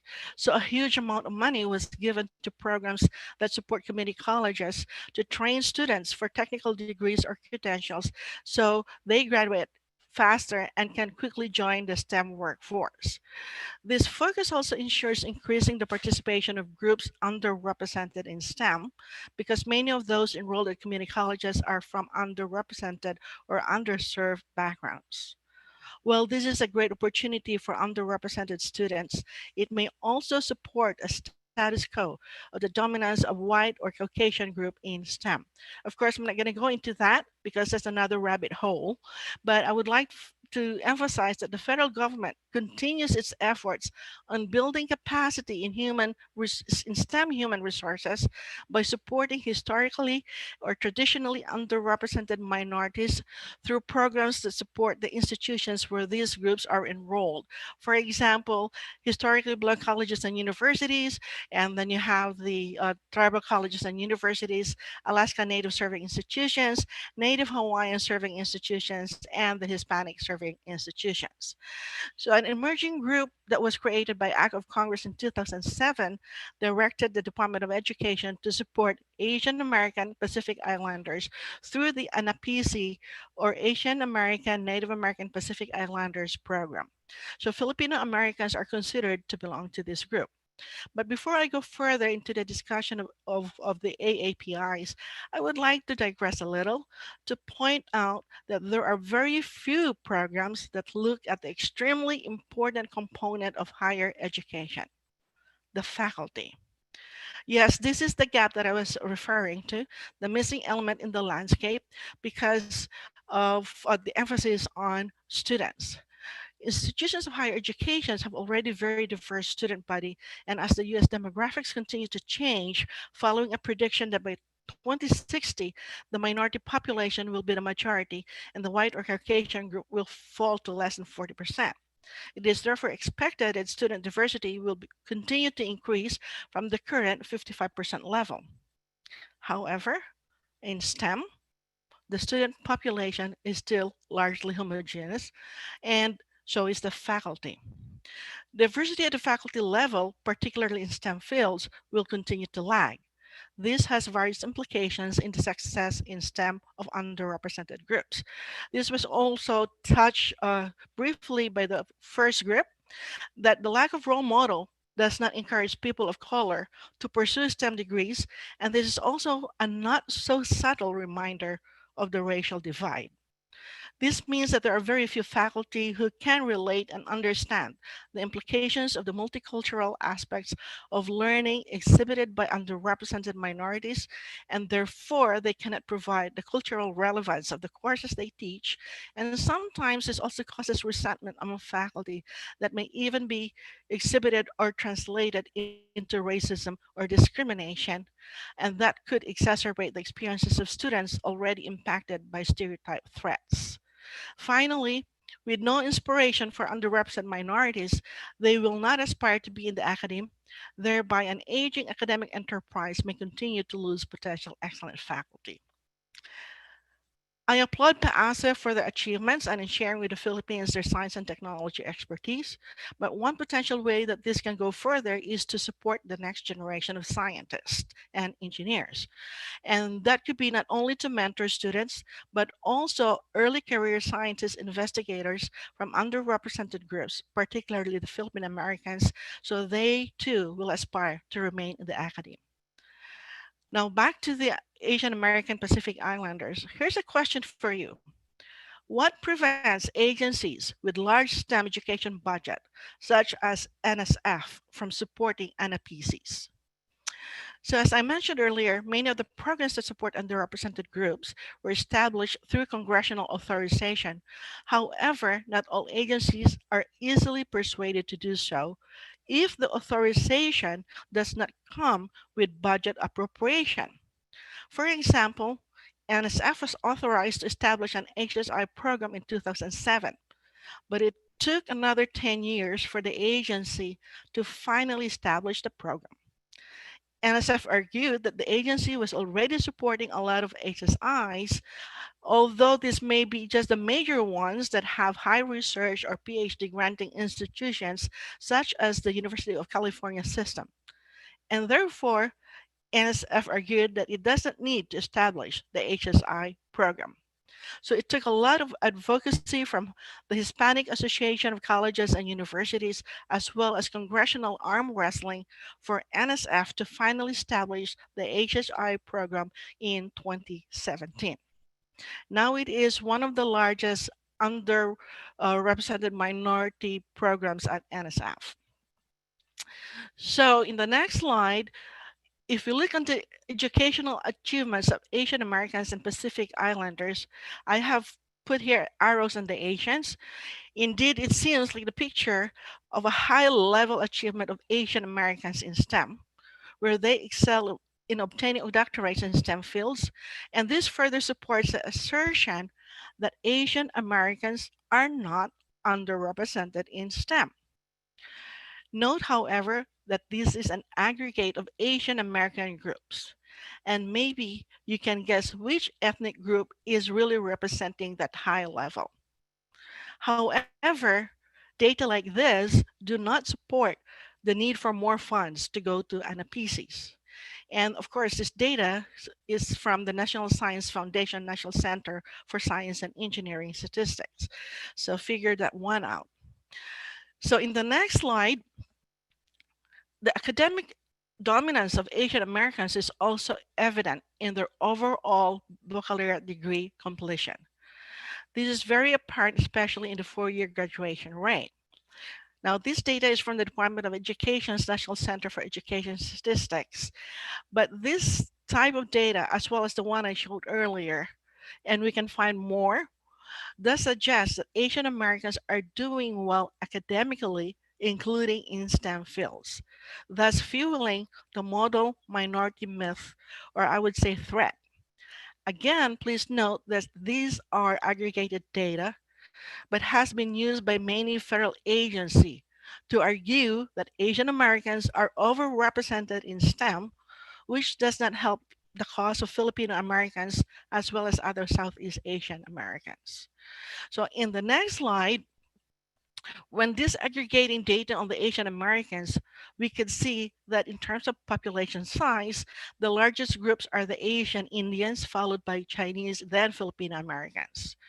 So it may appear that this is a similar pattern for achievements in STEM, where Filipino Americans are doing just as well as the South and East Asian Americans. So the disaggregated data on the table at the right shows the educational levels of Asian Americans, and mostly above the national level, as I have highlighted in green, and the Filipino group in yellow, and very few actually are below the national level, those highlighted in turquoise. So educational achievements, as shown by the aggregated data, as well as this disaggregated table, demonstrates that Asian or most Asian Americans are super achievers, not requiring special programs for recruitment and retention efforts, thereby supporting the model minority myth.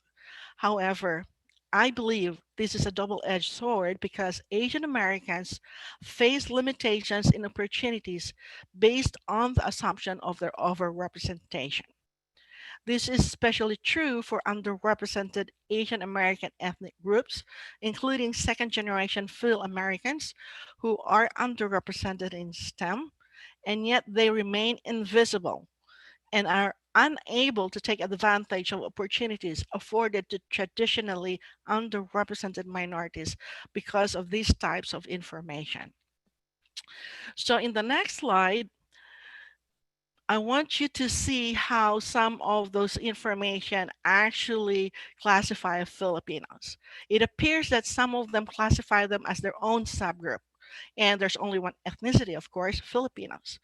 But on the disaggregated data that we have shown in this on the right side, you could also see that the Filipino Americans have earned bachelor's degrees at the same level as the Chinese and Japanese Americans. So some studies correlate high academic achievements with this to socioeconomic advantage.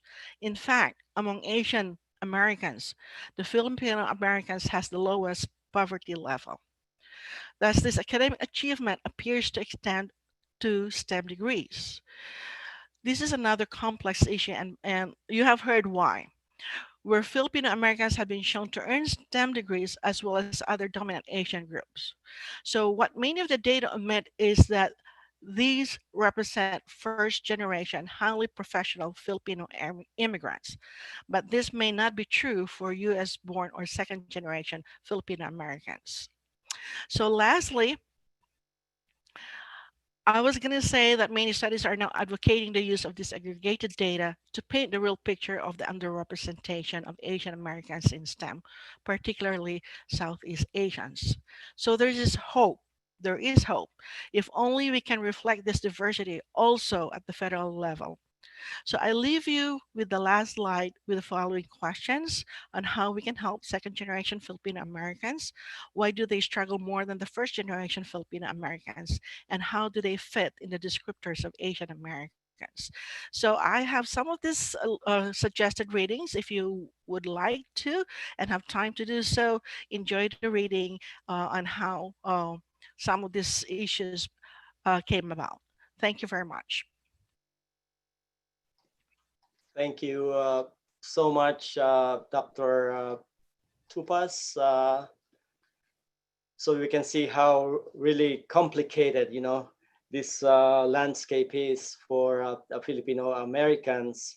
Now we will be listening to another official, from our one of our federal agencies, the National Institutes of Health, and we'll be listening next to Dr. Zenia Tigno. Uh, Dr. Tigno is or recently joined the Office of Research on Women's Health as the office's first associate director for careers. Dr. Tigno received her doctorate in physiology, magna cum laude, from the University of Würzburg, and master's degrees in physiology and epidemiology from the UP College of Medicine. She taught medical physiology for nearly 30 years before joining NIH in 2009. Prior to joining ORWH, Dr. Tigno managed a multidisciplinary research portfolio at the National Institute of Nursing Research, or NINR, which included grants on women's health and the study of women's health across the nation, or SWAN. Dr. Tigno was also a program director at the National Heart, Lung, and Blood Institute, where she oversaw grants related to training and special projects in the airway biology and disease branch of the Division of Lung Diseases, as well as in the National Center on Sleep Disorders Research. She organized workshops related to data science, barriers and challenges of underrepresented investigators, and career transitions of early stage researchers. Just like Dr. Tupas, I would like to say that the opinions expressed are my own, and of course, with a lot of input from my current office, and do not reflect those of the National Institutes of Health. And while Dr. Tupas emphasizes STEM fields, I will emphasize the other M on STEM. So it's now science, technology, engineering, mathematics, and medicine.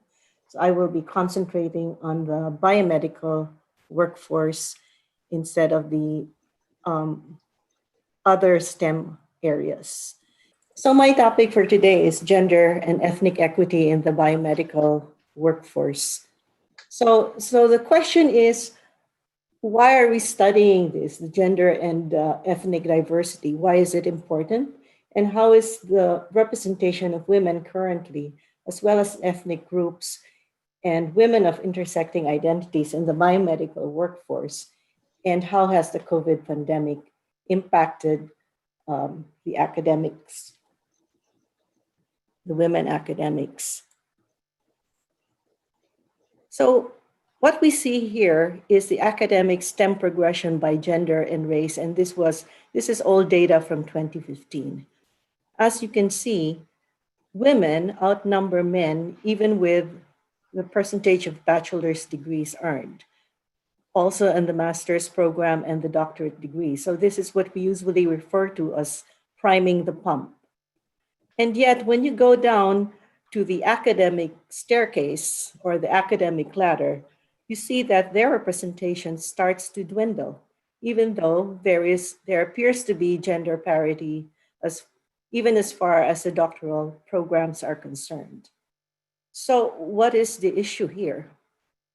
And if you look at the number of graduate students, actually this is more recent, this is from the State of Women in Academic Medicine, which was reported in 2019, females outnumber males as far as the doctoral programs are concerned, and in biology and in medicine.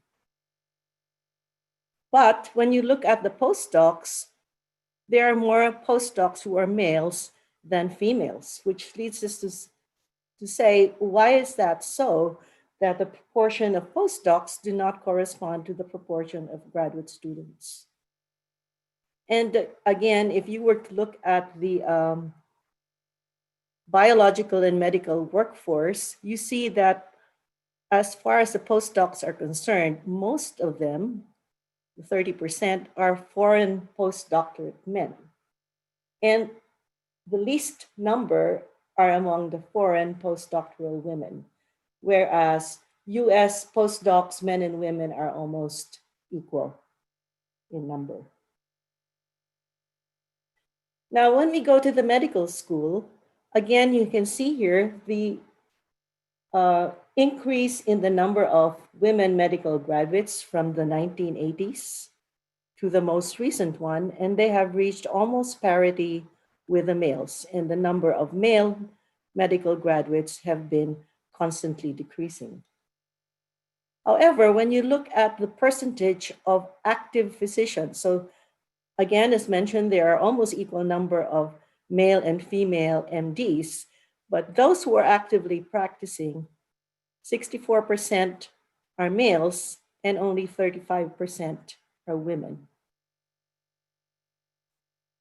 And if you look at the a percentage of all active physicians by race and ethnicity, we see that the great majority is still white, 56.2%, compared to all others, and it's followed, of course, by the Asian MDs, 17%. So these are the active physicians in the country, in the US. And if you look at the medical school faculty, so as we mentioned earlier, postdocs, males are greater than females, and whites are greater than all other racial groups combined. And in the medical school faculty this time, 64% are still white compared to the other racial groups. So when you look at the medical school faculty, and this is data as of 2018, males outnumber females in all racial and ethnic groups, except for the African Americans, where females outnumber males. So here, where you see the purple bar, those are women. They are more than the males. And it's only in that ethnic group where you have this difference. Now, when we have been looking at those data, we see that number one, we mentioned that, well, maybe there is not that much of a talent pool. But as we see between 1980 and 2013, this is the population growth, how many fold has it increased? Underrepresented PhDs have been steadily increasing, in fact, very steeply, whereas white or well-represented groups have increased, but not as much. And yet, when we look at the faculty, the hires, we see that this great disparity exists. It's not proportional to the number who have started, the proportion of PhDs earned and multiple fold increase does not correspond to how many more have been hired. In the same way, among females, female PhDs have also experienced a very steep rise in the number of recipients, and yet, and look at the male population, they have not gone up as much as the females, and yet when the hiring process is there, you can see this very big gap between the number available and the ones who are hired.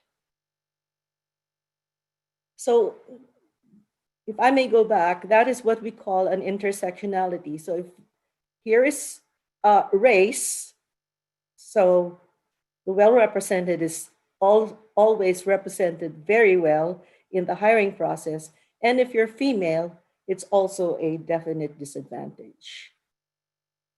So again, when we look at the percentage of faculty members, it is only among the instructor level where you have a higher percentage of females being hired in the medical school. So 58% of the instructor population in medical schools are women. But as you go higher in the academic ladder, there are only 46% assistant professors who are women, only 37% associate professors, and finally, at the full professor level, only 25% of the medical faculty consist of females. Again, when we look at the racial patterns here, full-time women faculty by rank, race, and ethnicity, again, we see that in all of these levels, the well-represented group, which are the whites, are fully in control, especially in the full professor level, and they have always outnumbered all other racial groups combined. So when we talk of intersectionality, we usually speak of that double bind of race and sex. So being female and being non-white or a woman of color puts you in that double bind where you are definitely at a disadvantage of advancing in your academic career. And again, these are the numbers from the American Association of Medical Colleges. Medical school applicants, women outnumber men, 51%. As graduates, they have diminished a bit as residents. And further down the line, as faculty, 41% of medical school faculty consist of women, but at the level of the department chair and the dean, they only comprise 18%. So the takeaway is that women have constituted 58% or more of graduate students in the biological, clinical, and health science doctoral program since 1994. So these are the programs of interest to NIH. But in 2018, they only comprise 40% of full-time basic science, clinical science, and other health science, MD, PhD, or PhD faculty at medical schools. And women make up the majority of the faculty only at the instructor level, although they outnumber men as far as doctoral degrees are concerned. And in 2018, only 13% of full-time women faculty come from an underrepresented in medicine race or ethnic group. The highest, of course, was among the assistant professors, so the first faculty rank in the academic ladder. So why is this so? So there are several propositions. One is that women usually take the greater proportion of caregiving in the house as well as domestic responsibilities. Second, we have this dual career spousal relationships where both of them are in careers, and it's usually the woman who has to give in to the career of the males. Third is the grant funding that they receive. And the most recent NASEM report, which was published in March, I believe, of this year, identifies also, as has been in the past, sexual harassment, bias and discrimination during recruitment, retention, and promotion, and probably also pay inequity as reasons why women leave the scientific careers. So take, for instance, the birth of the first child. Now, this is especially true for women in their early careers as scientists. That coincides as well with their prime reproductive years. So that is the time when they're getting married, having their first babies, etc. And after the first child, as you can see here, there is a steep decline of women in the STEM jobs that we see. So from 100%, they have gone down to about 60%. So like 42% of new mothers leave a full-time STEM job, whereas only 15% of fathers do. Now in relationships where both of the spouses are working, they have different partnering patterns is what it's called. So like men, 34% of them have academic partners, 20% have stay-home partners, meaning they don't work, and these others are have employment but non-academic, and 10% are single. 34% of women have employed women in dual careers. Many women have academic partners have partners who are also in the academe, 21%, are males, 5% have stay-home partners, and 34% have employed non-academic partners. What this means is that men have the advantage because they have a greater proportion of stay-home spouses versus women. So when there are issues, for instance, about the child going to school, etc., and taking on domestic responsibilities or bringing children to the hospital and caregiving, it is usually the women who take over these functions because only 5% of them have stay-home partners, whereas for the males, they have a greater proportion of stay-home partners. Now, the other thing that we mentioned was funding. So in addition to the fact that they are caregivers and that in the spousal relationship, they are usually at a disadvantage, even with NIH funding, as you see, RPGs are research project grants. So these are your typical RO1s, BO1s, U grants, etc. So they're not the training grants. 66% of these grants go to men and only 30 to 33% go to women. So, and as we know, funding in an academic environment, especially in an academic medical environment, is very critical because without funding, you may not even be renewed as a faculty member. You have to more or less provide your own salary through grant funds from the NIH. And very little is provided by the university that employs you. So you're more or less expected to bring your own dough with you. And this is true of graduate schools and academic medical schools, in contrast to, say, the social sciences, where you're not expected to bring in your own salary. In medical schools and in graduate schools related to medicine, grant funding is critical, especially in the early periods of your career or the first decade of your career, where you're more or less expected to provide at least 50% or more of your salary.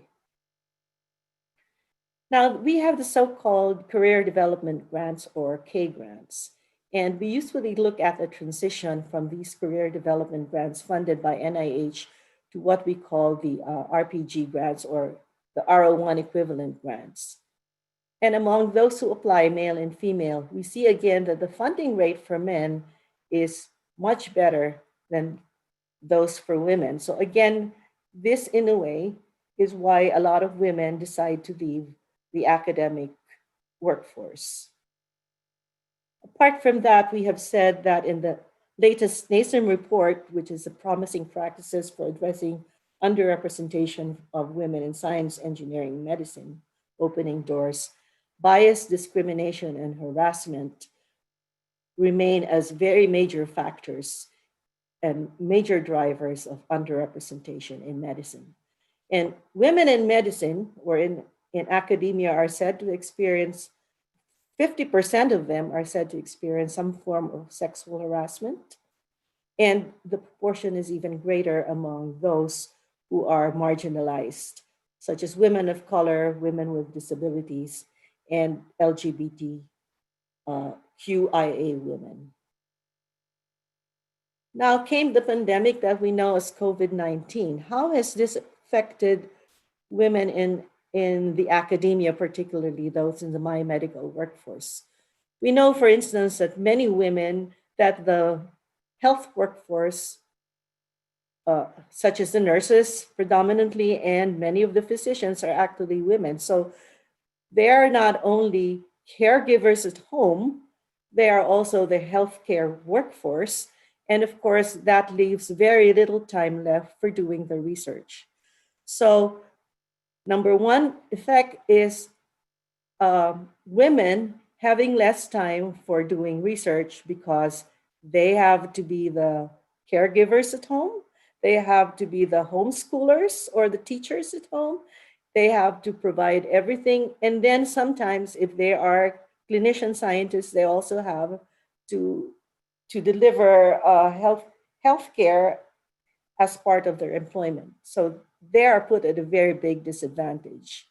And the other thing as we see, because in the domestic environment, most male academicians, although they may have some women in academia as partners, many of them have stay-at-home partners, and that gives them even more time to do their research. So again, they are outnumbering women in that respect, as can be seen from the number of preprint and publication rates, showing that although women have always been underrepresented as far as publications are concerned, it seems that because of this COVID, from the 20% of working papers, they have gone down to 12% of authorship of anything related to COVID literature. And although, for instance, epidemiology and medicine are not really male-dominated fields, but when it comes to articles being coded or doing presentations for the public, it's usually men who are called to task to, for their comments, etc. And what's more, women of color or leaders in that community who are already disenfranchised to begin with are very poorly represented, although these communities are the ones who are heavily impacted by the COVID situation. So authorship grants given to them, the fact that they have less time to do their research. Many of them, by the way, have lost also funding because in the interim that they cannot go back to the lab, they are not able to do the research and submit applications. So women academics take up the increased responsibility of childcare, failing well behind their male peers. So what we see is that the COVID pandemic has only served to magnify the already existing gender and racial ethnic inequities in the biomedical workforce. That has always existed in the past. It's very evident now with the COVID epidemic, and even far beyond when this pandemic is over, we will still see that impact. Because in the meantime, while the whole world has been progressing, they have had to stay at home. There is no childcare available outside the home. So if their children cannot go to school, they have to homeschool them. And if they're at home, then their domestic responsibilities take over much of their time. So that is the current situation for us. Thank you. I'm sorry I have no data at all on Filipino academics, and that is certainly something of interest that we would like to pursue in the future. Okay. Thank you so much, Dr. Tigno. Now we will proceed with this second round of Q&A. If you have any questions, please type them on the chat box or the comment box if you're on YouTube. At this point, I'd like to acknowledge some of the other members of the audience who actually sent in their questions. Dr. Elmer Mojica's question was about the role of culture, in the underrepresentation of Filipinos in STEM. His experience in New York with parents who wanted their children to be there in nursing or med school. Actually, I think Fritzi actually commented on this issue earlier. And also, I think there's still issues about, the East versus the West Coast, the differences that we may go back to later, or maybe at some points in the future. There's a question from Fritzi. Dr. Tigno, are there policies being developed to support women? Perhaps mini grants for childcare or a different timeline to account for COVID right now? Yes, in fact, there, as part of the project of my office currently, this year we had what we call the continuity supplements. So that means if you are a K awardee and you have experienced childbirth or some critical life event, then you can ask for an extension of your grant in the form of a small grant. I think it's $50,000 that you can apply for from the NIH, so that say you had a baby and for the next 3 months, nobody's going to feed your cells in the lab, something like that. Or your animals have to be taken care of. You can hire a technician with a little amount of money that is given to you so that somebody else can take over these functions while you are still recuperating. And then there is also the continuity supplements for R01 awardees. Again, for critical life events, not including COVID, because this was thought of even before COVID came, that for instances of adoption of a child or childbirth, then you can apply for these supplements. But of course, those are all competitive.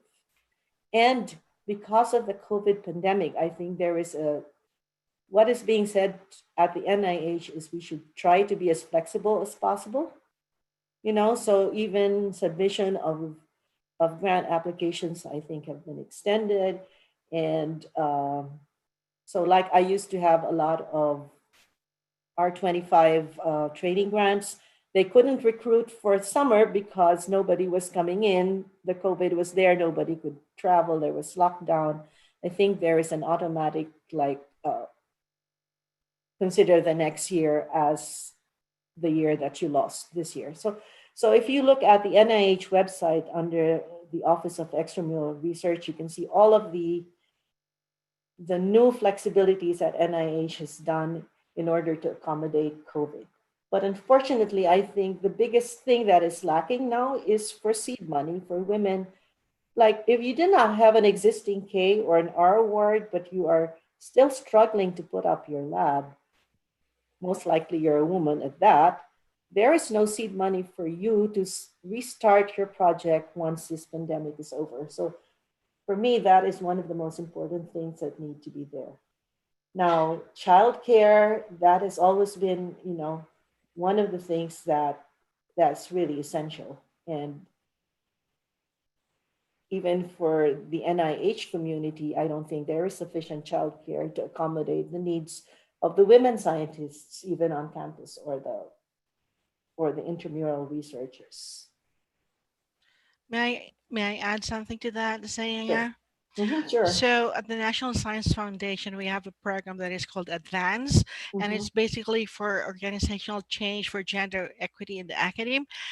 And the idea is actually to transform the institution and to make it more friendly to, or make the campus climate for women in a much better way than what they have now, because most of these things that happen are actually dependent on how the institution look at their policies, hiring and promotion and all these things really is very much something that has to change. And one of the things that we've been doing with NIH is to have a joint activity so that yeah, we are co-sponsoring that sea change, by the way. yes, It's and $600,000, I think. For basically what that collaboration. sea change is doing is to just have institutions really look deeply into their policies in terms of how they make equitable or make it equal for men and women to be able to rise to the academic ladder. Yes, and so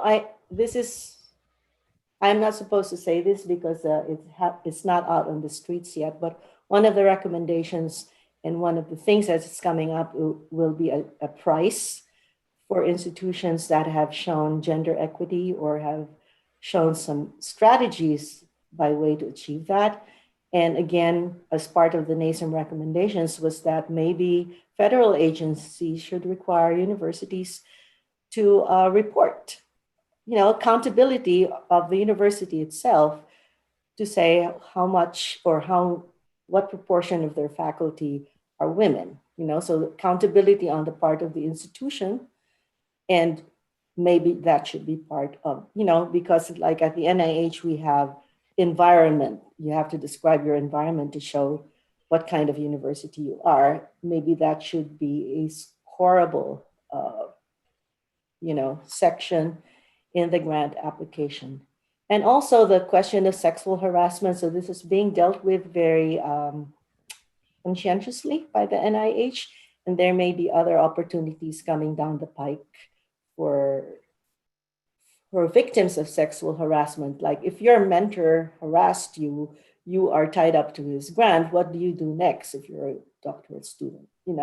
And this is a very touchy issue because nobody would, universities and the victim themselves, because of privacy issues, it is very difficult to approach that subject. Dr. Tigno and Dr. Tupas, I have one question for each of you. Dr. Tigno from Dr. Ana Sarkinia, do you think the lack of mentors and sponsors for women of color affect their rise up the ranks?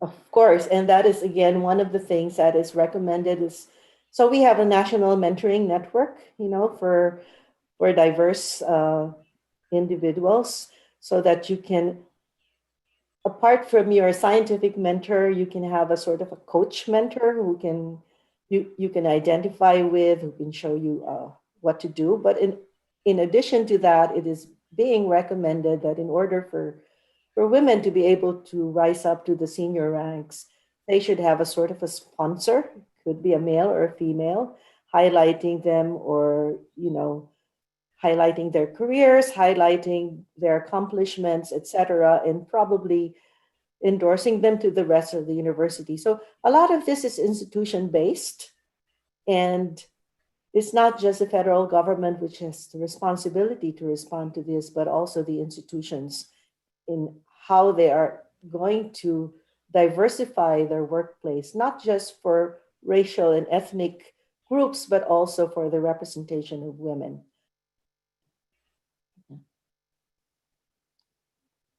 Dr. Tupas, a question from Dr. Elmer Mojica. In my experience in applying to NSF scholarship grants like STEM, I cannot include PhilAMs as URM unless I am in California. It is so hard that the only URM here are Hispanics, African American, and Native Americans. What can we do as PI if we want to apply for grants to support PhilAM students? So that's a very good question. And one of the things that we always say is that although NSF has the largest budget for STEM education, uh, a lot of that budget goes to research. However, when it comes to underrepresented groups, for as long as they don't have a program like an APAMS in NSF, that will be something that will be difficult to say you can support PhilAMs in your program. And even though PhilAMs are considered underrepresented in California, unless an agency that has a program does not consider them underrepresented, you cannot even include them in that category. Unfortunately for NSF, Asian Americans, and as I said, because they're being aggregated, are not considered underrepresented in STEM. Filipino Americans may be underrepresented, and they may have some kind of support depending on the institution. If the institution already support these groups, then they can appeal and say, "Hey, this is really a program that has a lot of support, or programs that already geared towards supporting PhilAM in the institution, and we'd like to." Include them in our program for as long as you can justify that it may work. But again, as I said, if the program for those types of underrepresented groups are not supported in that agency, it's very hard to convince them that they should also be funded. At this point, I feel like there's nothing much we could do but wait until they really realize, and that we need to have some kind of advocacy group the same way that the Hispanic serving institutions that was established in NSF was due to the persistence of the Hispanic Association of Colleges and Universities. And they also have someone in Congress who could back them. Unfortunately, we don't have someone in Congress who's a PhilAm who would say, yes, we are underrepresented. It has to come from different groups, institutions of higher education, Congress, and also advocacy groups. Those are the main groups that can help you with. And Yeah, Leah said PAASE yeah, can be the advocacy group. yeah. Yes. Yes, so this is actually one of our agenda. The other thing I wanted to say, Elmer, is that, for the NIH, again, we have a lot of diversity grants, especially in training, and like the diversity supplements are plenty of them. And the trick is for the institution that is applying to say that Filipinos are underrepresented in their institution. And if they submit that and the ABO signs, then NIH does not question, say we would like to train so and so because in our institution, Filipinos are underrepresented. And that will go. And I would say that NIH is more flexible when it comes Yeah, to that than NSF right. because since I was in Hawaii for 10 years. Many of the students are Filipino Americans.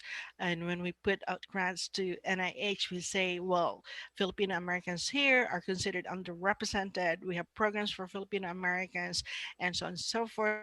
So they would allow that. Right. Okay. Yeah, we're almost at the end of our 2.5 hours. But then I'd like to ask this a question from Maria Malaya Baldovino. I am teaching science in College of Engineering in one of the state university here in Laguna. I, I found out that students in that college experience difficulty when it comes to major subjects. Now I found out other issues why some of them are not motivated to pursue their careers.